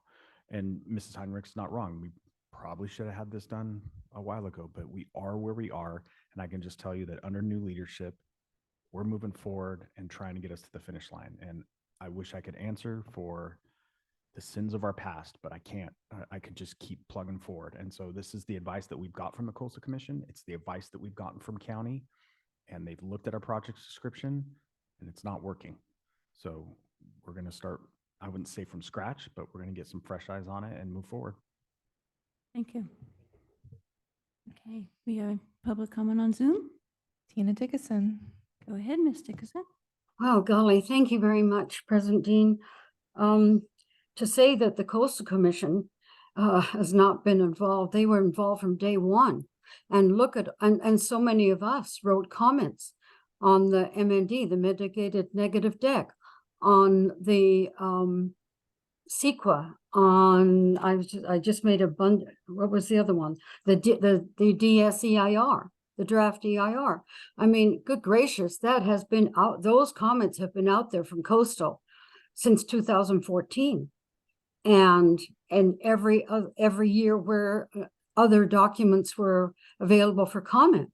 So it's all there. And I'll bet you, if you look at what they said back in 2014, not much, if anything, has changed regarding their position or positions on a project description. So I don't accept that. I want to thank Mr. Green for his explanation on some of the questions I asked. I was out last year walking the creeks in the upper Washburn, the trails, sorry, upper Washburn, and there were like 100 or 200 or more goats. As I looked down, took photos of them. It was great, and I appreciate that for environmental issues alone. But the cost too seems to be better. We're better off. So all around, I think that's a great thing that is happening. I am very concerned about the fact that we do not have delineation between the water department. Everything's under the water department. I would like to see, as we used to have before, what monies are spent on the WRF and not just WD. If we need to have an accountability of what is being spent on the WRF, and by putting everything under the water department, it's a little difficult to delineate the WR from what's happening in the water department. So, I mean, how can we keep track? I mean, maybe the finance manager can, but it should be transparent, absolutely transparent as it was. And we have that transparency when we get our bills as to what we're assigned. And by the way, Mr. Green talked about the PUC. This came up several months ago. I was on the phone for 4 hours waiting to make comments to the PUC about the outrageous amount that they were going to be charging customers. And so, yeah, I mean, unless people write to the PUC or get involved in a webinar situation, not much is going to happen. But my guess, they'll get away with it. But I think we were talking about solar panels when this the EWS was first put in. That was part of the plan, but that never happened. And that's something that if it gets approved, the CDP might be worth considering with these outrageous electrical costs. Thank you. Thank you, Ms. Dickinson. We have more public comment? No. No written public comment? No. Okay. If everybody is okay with it, I would like to take a 5-minute break. It's 2:43. Let's make it 7 minutes and make it 2:50. Thank you.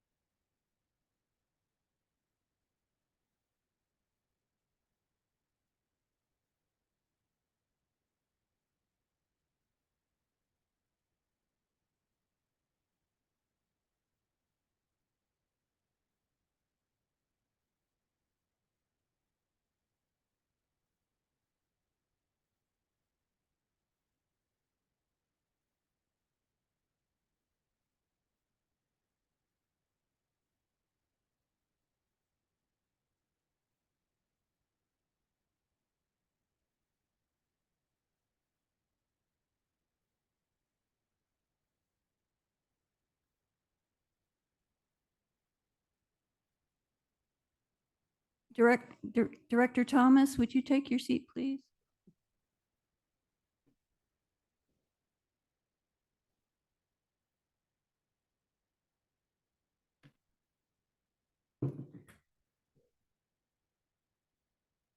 Okay, it is 2:52. I'm calling the meeting back to order. Moving on, we have the consent agenda. All matters on the consent calendar to be approved by one motion. If a director wishes to discuss a consent agenda item other than simple clarifying question, a request for removal may be made, and such items are pulled for separate discussion and action after the consent calendar as a whole is acted upon. Does anyone wish to pull any of these consent agenda items for full discussion? Vice President Gray. Thank you, President Dean. I don't think this would quite rise to that level, but I have a clarification in the minutes I want to propose. Maybe we just do that with the full consent. I mean, or as a consent item rather than pulling it. Okay, well, Okay. yes, we can ask a simple question for clarification. So does anybody have any questions for clarification? First on the expenditure report. Director Scott. Yes, my question is on page 39 under vendor radians. Oh, sorry. I would like to know about vendor 11709 Radienzo, and there's just a lot of little things here. And is he are we contracting with him now, or? I'm sorry, Director Scott, what page are you looking Page on? 39, 39. the bottom third of the page. Director Scott, those were his monthly cell phone reimbursement for September, which he was still an employee here, and then also some mileage reimbursements for when he was working here. We are not contracting with Mr. Gienzo. Thank you so much. You're welcome. Okay, Vice President Gray, do you have a question on the expenditure report? No. Okay, moving on to consent agenda item B, questions on the minutes of the meetings. Go ahead. Yes, thank you. Thank you, President Dean. I have, there's a question in the form of actually a suggestion on the minutes for the September 21st meeting on page 64 and 65. There's I think it was your statement is included in the minutes after the public comment list. And the way it's written, I mean, the way it's presented, I should say, it's a little confusing because I think it's presented as you're speaking in the third person, and then after a while, it's kind of unclear as to who is speaking. And I had a suggestion for making that presentation clearer so it's clearly attributed. I could give that to you because this is your statement, your written statement that you Yes. presented, right? Yeah, this is it verbatim. Okay. Yeah, it's verbatim, but it does say it like a third person. I would think it'd be clear to people if after presentation, President Dean thanked Cambria for the presentation, and then you said, and then we say, and read the following statement, colon, then quotation mark. And then there's a couple spots where it has to go to first person. I have been following. And then in the third line, after FFRP, I can see. And then 1, 2, 3, 4, 5, 6 lines down after district property, I understand. And then the next line at the end of it, I have been researching. In other words, I think, and then a quote at the end, quotation mark at the end. So it's clear that it's your statement and no confusion about who's talking. I just think it's better. It's a little awkward the way it is now and a little slightly confusing. Okay. If everybody's okay with that, that's all I had to say. So basically you want what I stated after the presentation as a quotation. Okay, Director Thomas? Yeah, thank you, Madam President, and great insight, and I see what you're saying about the confusing tone, and you have a couple of choices. One is to make the revision as Vice President Gray has indicated. The other is perhaps to go back and make it closer to a transcription. because you may have said we on some occasions. I'm not certain. So that might be important. I'm not sure. I just thought I would raise that issue for your consideration. Vice President Gray? Yeah, I think to say read the attached statement, it might be get you off the hook on that a little bit, because this is a quote. This is, I think, a direct verbatim form of your statement that you actually had written out and handed out, I think. So I think, I don't know if we want to get too particular, because it means the meaning is the same either way, but I think the first person singular is probably the important thing. Anybody else? I would just say that makes sense to go back to first person as opposed to third person, just for clarity. So we're just changing where it says She she to to I. I and Right. making the whole thing a quotation. Is that a problem? No. Nope. She's probably already done it. Yeah, I noted what he asked me to do. Okay. Thank you. Okay, so is there any comments from the public? Yes, Elizabeth Bettenhausen, followed by Tina Dickinson. Okay, go ahead, Dr. Bettenhausen. Thank you, Madam President. On your September expenditure report, you list $3,884.55 as charged by the Coast Unified School District for the lease. And you might recall that in June, I asked about the $34,041.78 for the whole entire year for the lease on the easement for Santa Rosa Creek Well. I don't know what this is, whether there is an agreement on which you're paying the money, or whether there isn't an agreement on which you aren't paying, on which you are paying the money. I don't get it. It's very confusing, and it comes up every month, because if we add the 38 plus 100 together 12 times, we get $46,614.60. What's going on here? And it would be very helpful if this is part of the political, I don't know. So I would appreciate very much if this were explained now rather than next month, when if it's not explained, I'll ask it again. Thank you. Thank you, I almost made you a vice president, General Manager McElhaney. I'm not ready yet, Madam President. I believe our administrative department manager / finance manager can answer this. Thank you.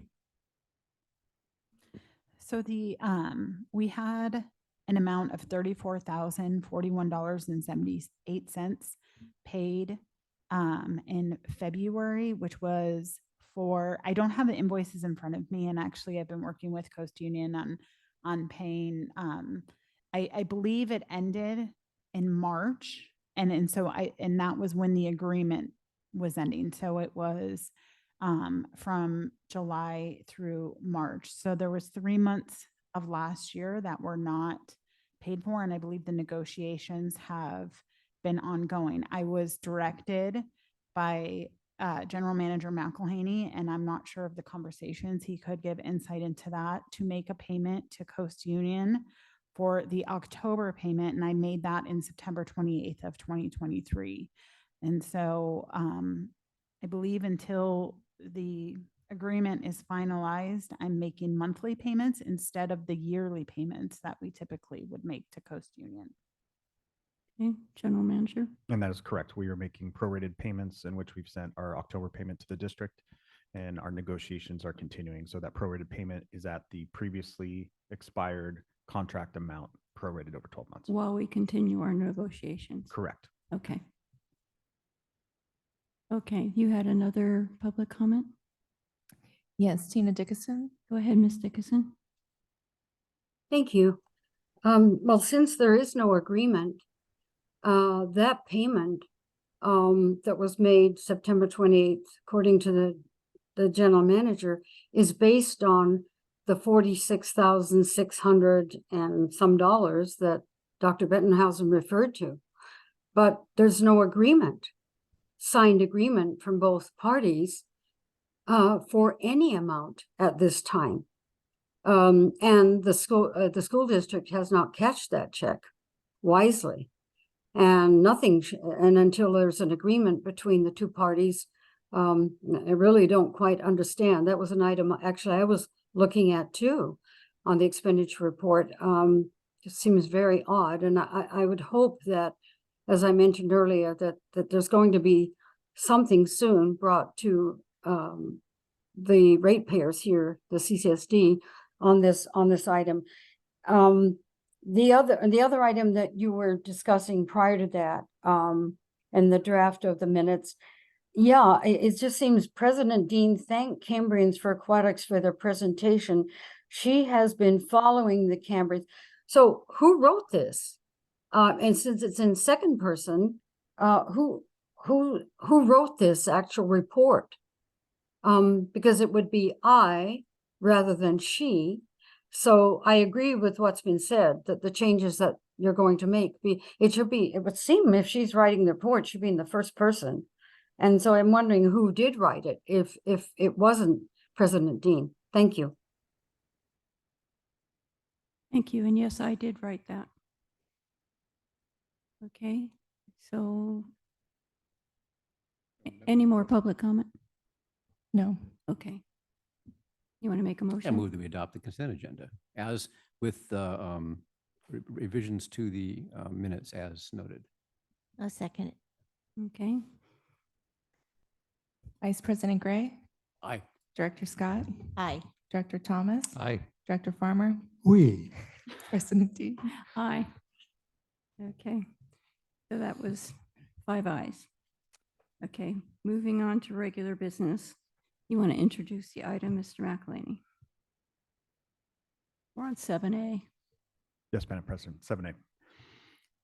Agenda item 7A, receive report from ad hoc committee on future use and funding for the Veterans Hall. It is recommended that the Board of Directors receive the ad hoc committee report on future use for our Veterans Hall.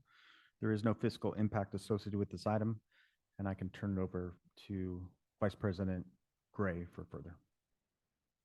Okay, Vice President Gray. Yeah, thank you, President Dean. And I also want to bring in Director Farmer. He and I were the designated ad hoc committee, as you can see from the history of this on page 68, the history of this committee and its work. So, I mean, if you hear Director Farmer wants to say anything, if you want to say anything at this point, or we can join in. I'll say a few words just to give a little of the background and to the high points of it.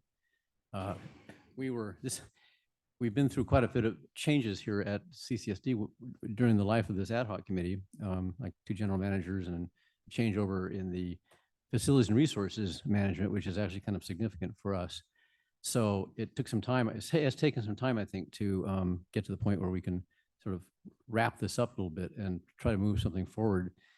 The idea of this committee grew out of a recognition that we had a general problem with revenue generation in the general fund, for general fund departments and general fund activities.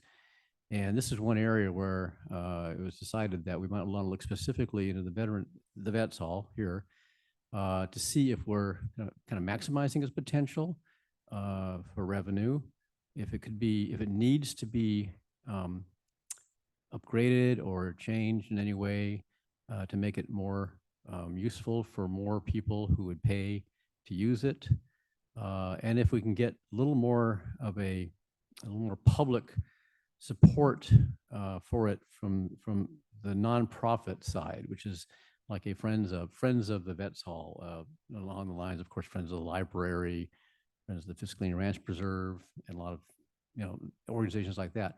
So we decided that we wanted to start out with a stakeholder approach, which brings in as many people, mostly representing organizations who either were already making some use of the Vets Hall for their events and their activities, or who were interested in making use of the Vets Hall or wanted to use it more, or some had opinions from their use of the Vets Hall about what it needed. And I think we brought in a good number of people representing, and down here on page 68, you'll notice there's about a dozen groups represented, and somewhat more individuals than that who formed essentially a working group. That, Director Farmer and I were the ad hoc committee at the center of it. This working group was doing most of the actual work, it's appropriately enough. And we had a series of meetings of this working group, basically to focus their attention on certain areas, one of them being fundraising, financial enhancement, raising money somehow, grants, fundraising, so forth. And the other one was outreach and marketing. And we're bringing more people into the mix among users of the Vets Hall, people who are using it, who might be, encouraged to use it in different ways. And these two committees were formed from the working group, and they came back with recommendations that were, I think, very valuable. And they're included in this report as attachments, I think A and B. The gist of what the outreach committee was saying is that there are people and groups out there who may not be hearing about the Vets Hall and knowing that they could use it, and that in tourism hasn't really been tapped. And there are a number of suggestions they had, just Hispanic outreach, and just sort of a general approach to looking at hopefully the easier targets that don't take a lot of marketing money and a lot of time to cultivate and to inform about the facility. The other group had a couple of meetings actually, and develop basically two proposals. One was to go after grants, which is probably the most logical one and the easiest one to think about. A little harder to execute, but we all know that there are grants for repair work actually. Carlos Mendoza was telling about those. So there is grant money if we make a concerted effort to get money for particular projects. And then the other one was to get try to start up a 501c3, an actual nonprofit, which would take private money, and donations from people who are really interested in the Vets Hall, and groups that use it quite a bit, such as the Arts Alliance and Alliance for the Arts, rather, and those could also be kind of part of that network. What we came out with at the end, after some interruptions in the flow of the work because of changes at the management level, and just sometimes it was difficult to get everybody together, was a general feeling that, and this is Dr. Farmer's part and mine, I think, is our general feeling that the three recommended actions are probably the most feasible in the near term. They're not that ambitious, but the one I think about building on this group of people that we had brought together to talk about the Vets Hall and plan for it with a little more, more of a long-term advisory group that advises facilities and resources and the management and the staff on the Vets Hall would be a really good idea to go, start now and have periodically, the ability to meet with them, get them on board. And then, any marketing actions that look like they're going to be done without, in the near term and on that attachment B, and others that we can think of should be pursued by our staff, by facilities and resources. And the formation of a nonprofit group, I think as we said here, is something that might grow out of the advisory group. If people who are really involved in really want the Vets Hall to be something like a real community center, more of a community center, or more of an activity center for Cambria, and host more things and be usable for more things. That group, if the people are really kind of passionate about it, they can have the energy to form a durable organization, which has its legal status and everything. At this point, we're not there, but I think that a lot of the people were very interested in helping out. And I have to say, really sadly, that one of the most passionate advocates for the Vets Hall was Cindy Stidell, unfortunately, and her passing did kind of, still think, was one of the things that happened that made things a little more choppy, for us, and sadly, because she was an example of someone who would have probably been running a 501c3 at some point. She was busy with many other things, but she was very, very committed to the Vets Hall. So, Mr. Farmer, Director Farmer, I don't know if you have anything more to add. The first thing I'd like to comment on is the hard work and dedication that Vice President Gray put into organizing this particular written presentation here. I just want to acknowledge that. You're welcome. So I'm going to take a slightly different tact here with regard to questions and information. COVID really had a serious effect on, obviously, the number of events that have taken place here over the last few years. And as a result, the revenue being generated by the Vets Hall has dropped considerably. And there's probably repairs of about $250,000 that actually need to take place to improve the Veterans Hall. So this is a challenge that we're coming up against. I was hoping, and I probably should have brought this up with General Manager McElhaney when we spoke at our little boardwalk chat, that perhaps Mr. Aguirre could have given us a report on how many events are continuing or are now taking place, like anniversaries or birthday parties and that type of thing, which are the usual events that do take place here. I want to point out, and I mentioned this right at the beginning when I was talking about the Green Space event that's happening this Saturday. I remember when Green Space would have their art and adventure auction here, and this entire room was filled with artwork and silent auction items, and people were here, and the energy was just alive. And then you have the wildflower show that happens at the end of every April, that's put on by the FFRP. And once again, there's just so much vibrancy and energy in this room. And you just know that when it is used, it's just, it's not like now here, if you get my drift. And when I think about that, and I think about, like I say, the added vitality that it gives not just to this building, but to the community in and of itself, and people being here, it's just a cool thing. So I want to mention a couple of things.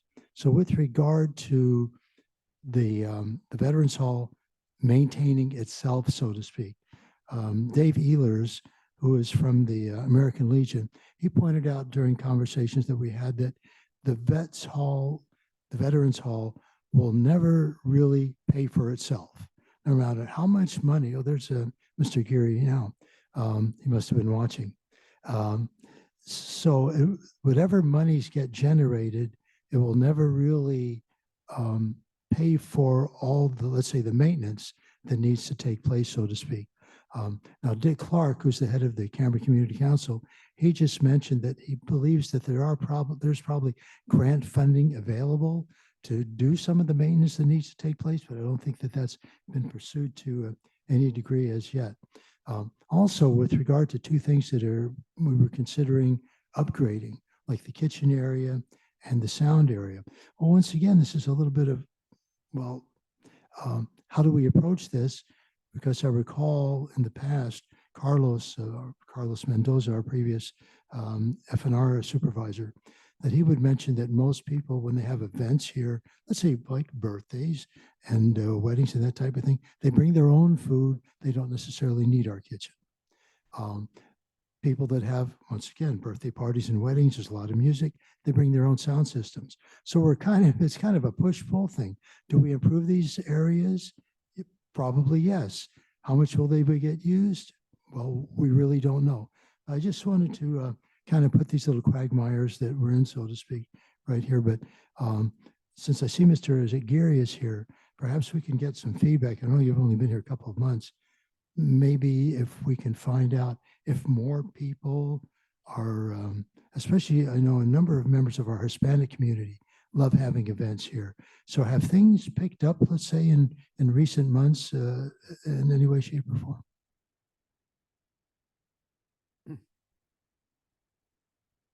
Like you said, in the months that I've been here, I've only seen one quinceañera that came through. So that's in, 3 months. I know the conversation I just had with the crew, we were just talking about this. Usually during the winter is a good time that they usually do have it because due to the fact that we're an enclosed venue area, because most of them usually have them outside on a ranch or some family members and stuff of that nature. The speaker system, that is something, they always, the DJs always bring their own stuff. That's what they get paid for. I know it works great for what we're doing for our board meetings and stuff of that nature. That's a great aspect. When they turn around and do, I believe, the company that does the stage and everything else of that nature, everything works in that aspect. So my aspect of that, it would be, DJs if they're going to bring them in. Weddings, usually they bring in a DJ. Because I know we don't allow too many people to go into that electrical room in there because there's a lot of wires, a lot of different equipment, expensive equipment. As for the kitchen, you're 100% right. 90% of everybody that I know have ever done venues and stuff like that, they cater. So that's usually family members and stuff of that nature. But it's an avenue that we do need to look into and see what we can come up with. Give us a little more time after this winter and see what we can come up with and what kind of numbers for the board. All right. Well, thanks for coming back. Yeah. So, Ms. Dodson. No, go ahead. Perhaps I could ask you, and I don't know if you're the person that would know. Maybe it's someone else on staff. Are there any other groups of people signed up for events in the near future here at the Vets Hall? Yes, we have an annual car and motorcycle show this coming weekend. Just in the parking lot? I'm just looking at the calendar in general, so I'm not clicking on each item to see where the location is. All right. But there's that, the weekly farmers market. And then for November, the Legion is holding Veterans Day. But nothing necessarily that's happening here in the building. Yeah, no, there's not a lot. I can look back to the previous months though and tell you. They had the Central Coast Wood Carvers event. That's right. That's right. They had the Follies for about 2 months. Actually, the Follies was like 2 weekends. Yeah, but they actually hold the Vets Hall for about 2 months to one rehearsal. to rehearse. Yeah, That's right. Yeah, I should know that. And I can touch base on that. In some of the things that we talk about for revenue, I won't say specifically which group, but I've done a little bit of digging and we have been waiving a lot of fees for a lot of different groups for a significant amount of time for a significant amount of money that no longer gets returned back into the maintenance of the Veterans Hall. And it's been kind of a courtesy that has been done in the past. And I'm not saying that that's not a nice thing to do, but when you do have facilities that need an incredible amount of maintenance, that deferred maintenance and the waiving of fees can create issues long range. So we might, as a district and perhaps the ad hoc committee, take a look at some of those practices. Yeah, apropos of that, if you look at number 1 among the summary findings, we don't have current information on the actual costs and maintenance for operations, maintenance, repair. We didn't have them in hand. They were pre-COVID, and it's as Director Farmer says that it was clear that we were covering nothing. We were covering really day-to-day operations, but no ongoing repair. Anything that needed to be done, anything with repairs being deferred. So, but that's very old information. So we don't know where we are now post-COVID.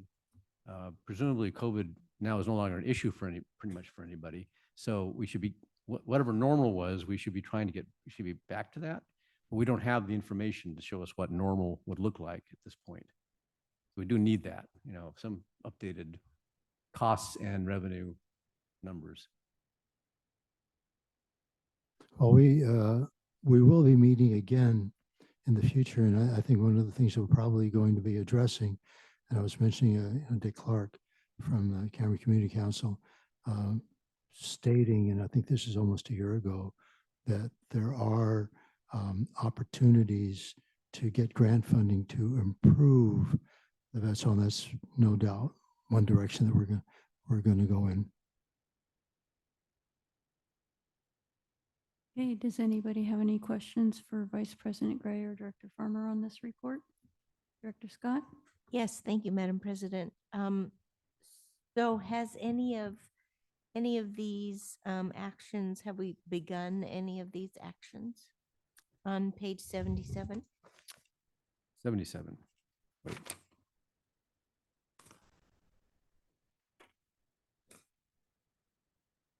Oh, those, I do not think so, no. This is kind of the first time we're presenting them to the board and to the staff. Yep, and I Is there guess any? Yeah. the other question would be, so like, say, the farmer's market, does that bring in any revenue at all? It's run by the Lions. Okay. And you could, I could ask, we don't get, I don't know what we get from it because the Lions run it.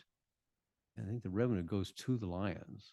Don't And they pay to use They the pay, parking lot? they pay to use the parking lot, but I don't know what the exact amount is. Parking lot and the barbecue. Yeah. Yeah.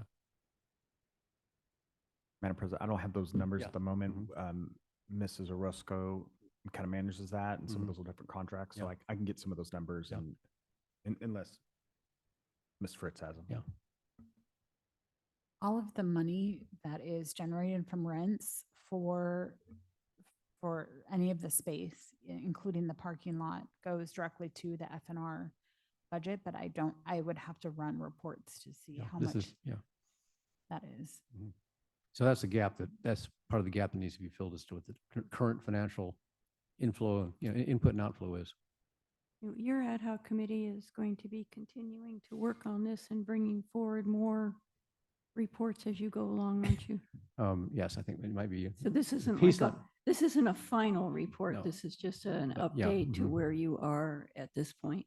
I'd say so, except I think, we might, I don't know when we're going to pick it up again, but we do want to, we don't want to be a forever committee. No. Yeah. No, but But there's more to be done. there's more to be done but is what I'm We could talk asking. to maybe, work with staff a little more closely. Kind of fill in some of your gaps here. Yeah, the problem is with the changes in management, we lost kind of the thread with we had with one group of managers, and we have to get get the new group on board and get them working on what we want to find out and what we want to do. So we have kind of have to restore sort of a kind of a workflow that we kind of lost for a while there. Okay. I just have one more question. I know with the EV stations, we can't make money, but can we make money to help the Vets Hall? Because the EV stations are going to be on the Vets Hall land? We're not allowed to make money on the That's EV right. charging station. We can only, we can cover the cost of construction and installing, but we're not allowed to make a profit on So the EV even charging so station. even maintenance. No, I don't believe so. No, I think it's just revenue neutral, right? Mhm. Yeah. Maintenance, I think, of the EV station. Right. Yeah, but nothing beyond. Yeah. Yeah. Okay. If I could just say one more thing, because Director Scott was asking about what has been addressed here on page 77. So one of the items here is, advertise and promote the use of the Vets Hall on various social media sites. Then down here, contact all chambers of commerces in SLO County and other areas east and north. But we also have these repairs that need to be made at the Vets Hall. So which do you do first? Do you advertise something? It's like, I'm going to put my house up for sale and then I'll do the repairs. You know what I mean? So you get my drift. Okay. Do we have any public comment on this report? Yes, Tina Dickinson, followed by a written comment. Okay, go ahead, Ms. Dickinson. Thank you. I'm reading on page 69, under the stakeholder approach, the committee has sought to enlist the help and advice of people who currently use or to potentially could use the Vets Hall. And accordingly, we've met with several times with American Legion Post 432, Tourism Board, Rotary, Lions, Chamber of Commerce, Farmers Market, Cambria Community Council, Cambria Center for the Arts, Friends of the Cambria Library, and Friends of the Fiscalini Ranch Preserve.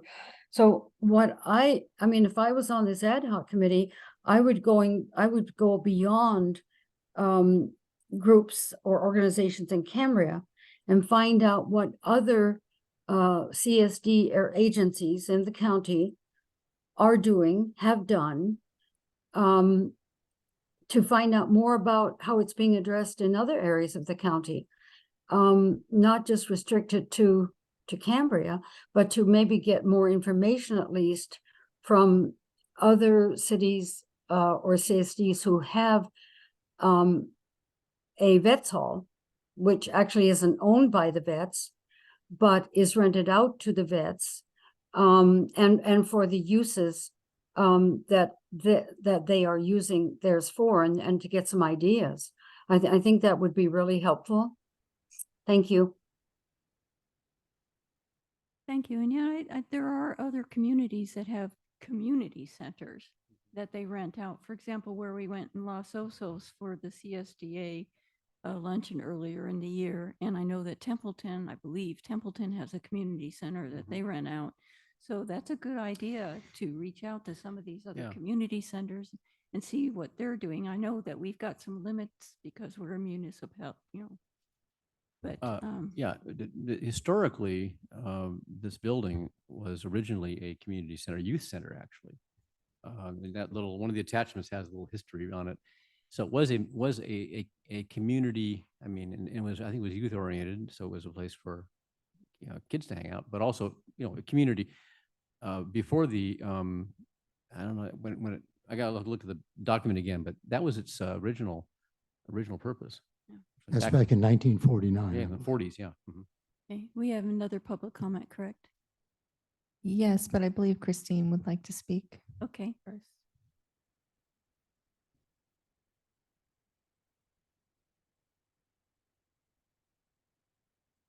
Thank you again. And thank you, Mr. McElhaney, for extending free or low-cost use of the Vets Hall to Cambrians and their many and varied organizations. Thank you, Director Farmer, for pointing out the vibrancy that these public events can bring to Cambria and how exciting they can be. The Wildflower Show is, I think, really almost a unique event. This is a policy issue for the board to decide. Is the Vets Hall a facility for Cambrians to use as a community base, or does it have to earn its way? I'd favor sprucing it up and making it available at the lowest possible cost to local groups. Make it as open as possible as a community center. Make this your legacy. Thank you. Thank you. Do we have any more public comment? Yes, I have one written comment from Tony Safford. Okay. With regard to the report from Ad Hoc Committee on Future Use and Funding for the Veterans Hall, I note that the CCSD has MOUs in place with the county and the Red Cross for use of the hall as an emergency facility. But the report also notes that the hall does not meet the necessary standards for such emergency use. Has the CCSD made the county and the Red Cross aware of this? If so, what was their response? If not, why not? Thank you. With the county and the Red Cross is what he said? Yes. Okay. And I have I'm no not other aware comments. I'm not aware of any inquiries with county and Red Cross on this.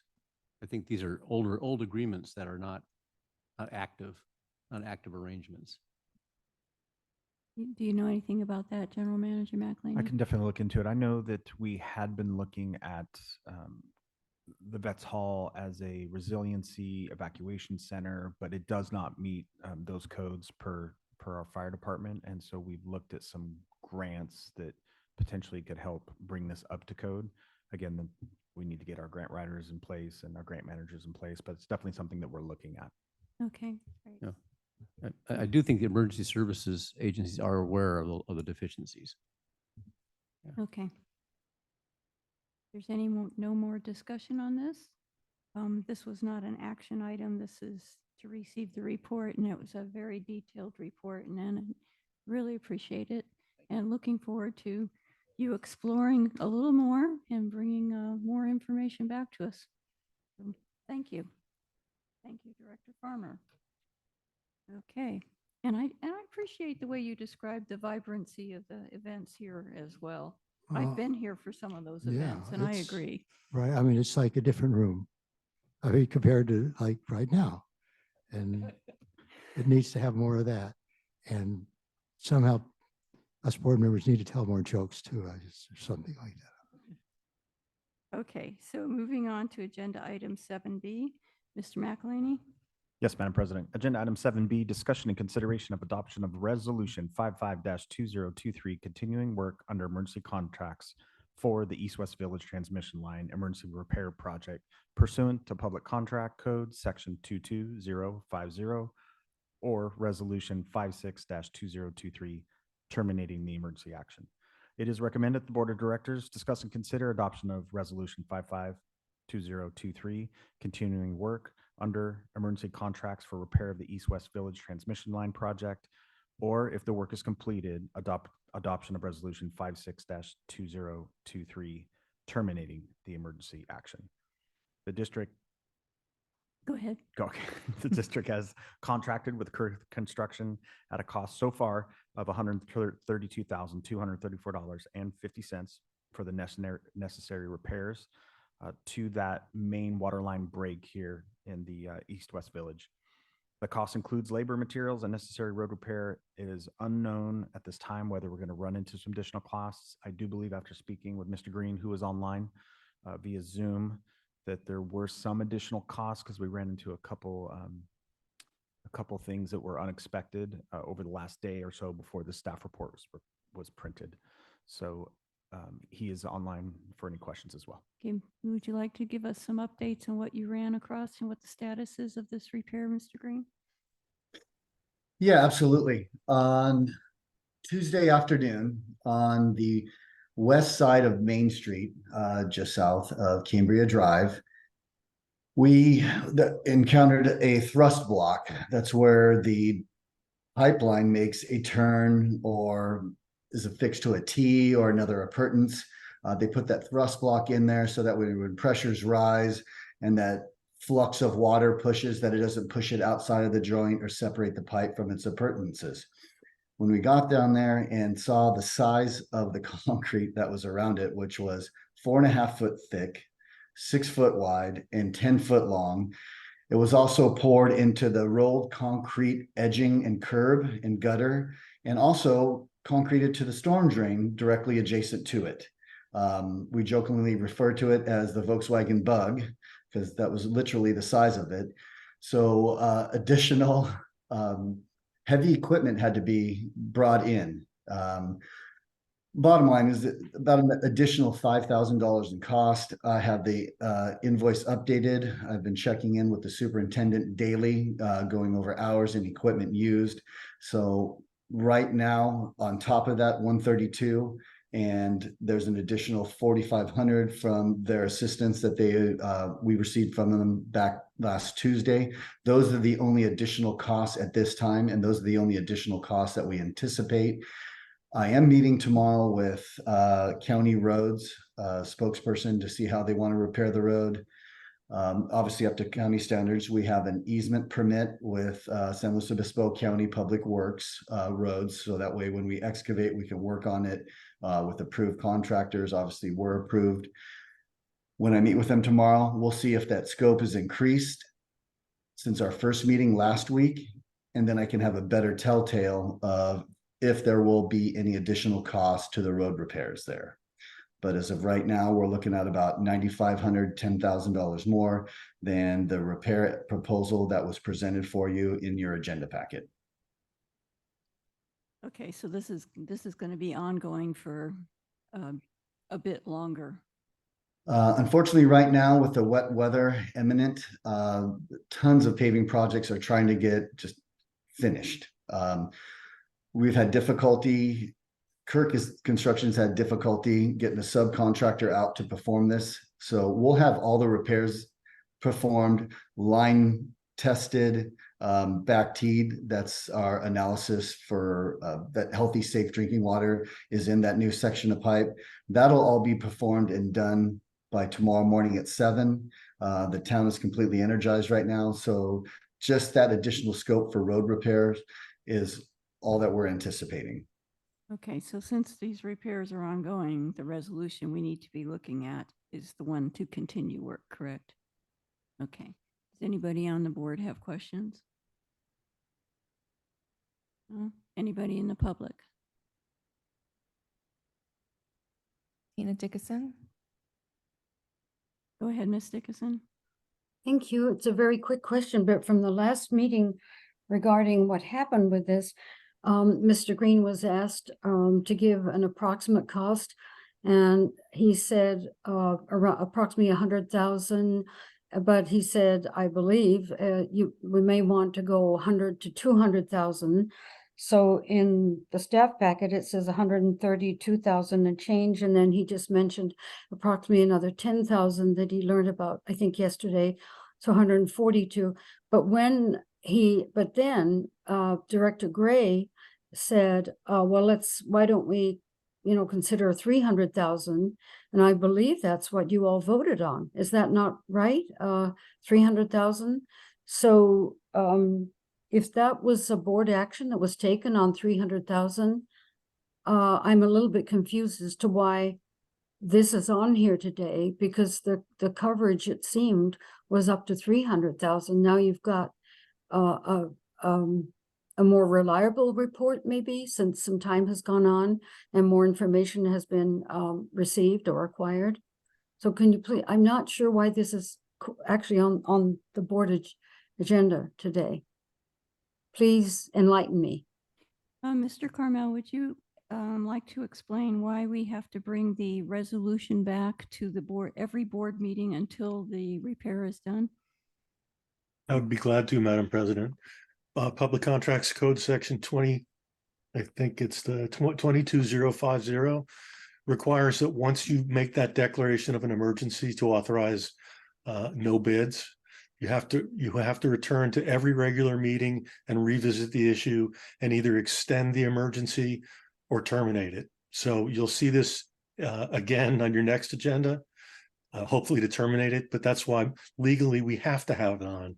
And it's unrelated to the budget adjustment that was made at the last meeting. So they're apples and oranges. Okay, and the budget adjustment was made so that we didn't have to have a special meeting every time it came to more than he estimated, correct? Yes, Madam President. For instance, when Mr. Green talked about this Volkswagen bus that we found of cement, it's those types of things that will, and Harry, I don't mean bug, not a bus. But yeah, so if we run into any more issues like that, we will have appropriate funding. Yeah, it doesn't mean we're going to do our best to spend the entire 300,000. It's just in case there's things that they run into that are more than what we initially thought. Thank you. Any more public comment? No. Okay. Vice President Gray?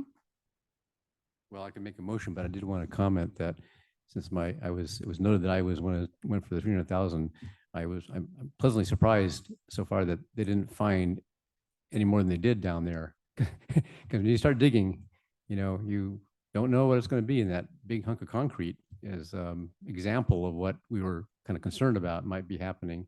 So far it sounds like it's coming in a reasonable cost. So happy to see that.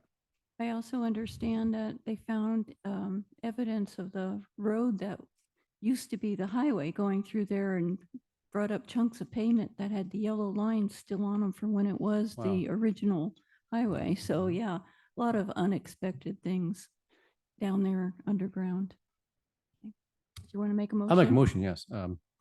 I move that this board adopt resolution 55-2023, continuing work under emergency contracts for the East-West Village Transmission Line Emergency Repair Project pursuant to Public Contract Code Section 22050, or Resolution 56-2023 terminating the emergency action.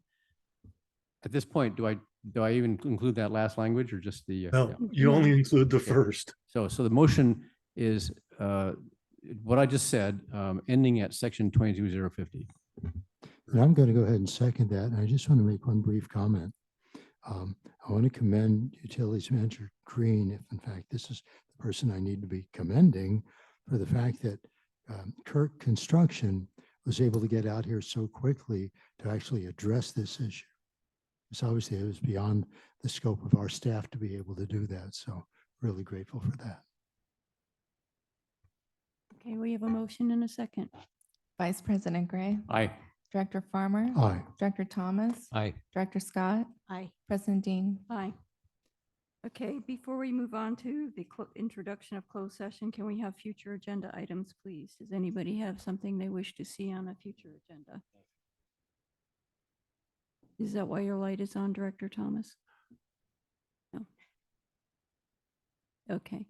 Do you want to let us know what's on the November agenda real quick? Yes, I have receiving a presentation from San Luis Obispo County Emergency Services Manager for Zone Haven.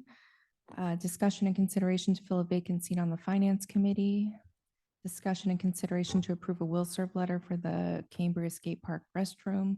Discussion and consideration to approve a memorandum of understanding for the Regional Biosolids Cooperative. Discussion and consideration of the first quarter budget report. Discussion and consideration to approve the updated budget policy and updated fund balance cash reserve policy. And discussion and consideration to receive an ad hoc committee report on the strategic plan workshop process and consider recommendations for facilitator. Possibly a discussion and consideration of approval of the zero liquid discharge pilot testing program. Discussion and consideration to approve a deed restriction and will serve letter for the East Ranch restroom.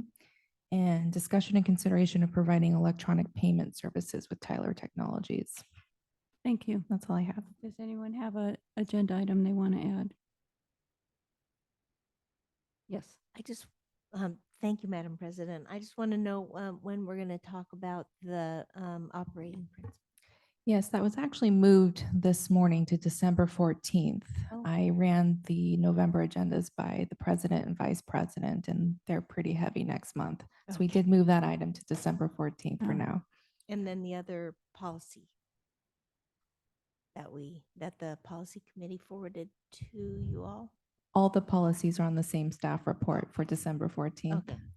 We had a lot of things that were going to take a lot of discussion on the November 9th, and we had, if you go alphabetical order, A through H on the agenda, and the same thing on the next agenda. So November was really full.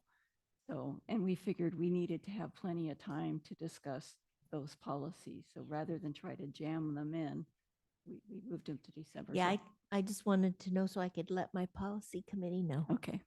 They are coming up on an agenda. Okay, thanks. Okay, Director Farmer. So in other words, what you're saying is the next board president will be blessed with discussing a lot of policy items. Yes, yes, Okay. yes. I think whoever the next board president is will be agreeable to that. Okay, Mr. Carmel, would you like to introduce closed session item, please? Yes, thank you, Madam President. The board will now adjourn to closed session for a public employee performance evaluation pursuant to Government Code Section 54957B. The position title is General Manager. Thank you. Thank you. Do we have any public comment on this? Yes, Tina Dickinson. Ms. Dickinson? I had my hand raised for the previous item. It wasn't acknowledged. I'm sorry, I don't see whose hands are raised. I'm It was sorry. on future multitasking agenda items. over here. Go ahead. Is this Yeah. on future agenda items? Future agenda items, correct. Okay, And so I did not hear Haley read off, nor have I heard from any board member, president, or general manager when there will be a meeting to resolve the CSD, CUSD agreement for the SR4 well lease. So maybe that will be coming in the form of a special meeting. But I think we should be here. I think something should at least be said about that. Okay, I will let General Manager McElhaney answer you. Yes, Mrs. Dickinson, we are still in the negotiation process. We do not have an official counter proposal from the school district. There's been some discussion of one, we're working out some of the details. So once I receive an official counter proposal that I can bring before the board, I will. So we're still in discussions. Thank you. Okay. We can go ahead and adjourn to closed session. Does anyone want a break prior to assembling for closed session? 5 minutes. Okay. This meeting is adjourned. We will be adjourning to closed session. Thank you.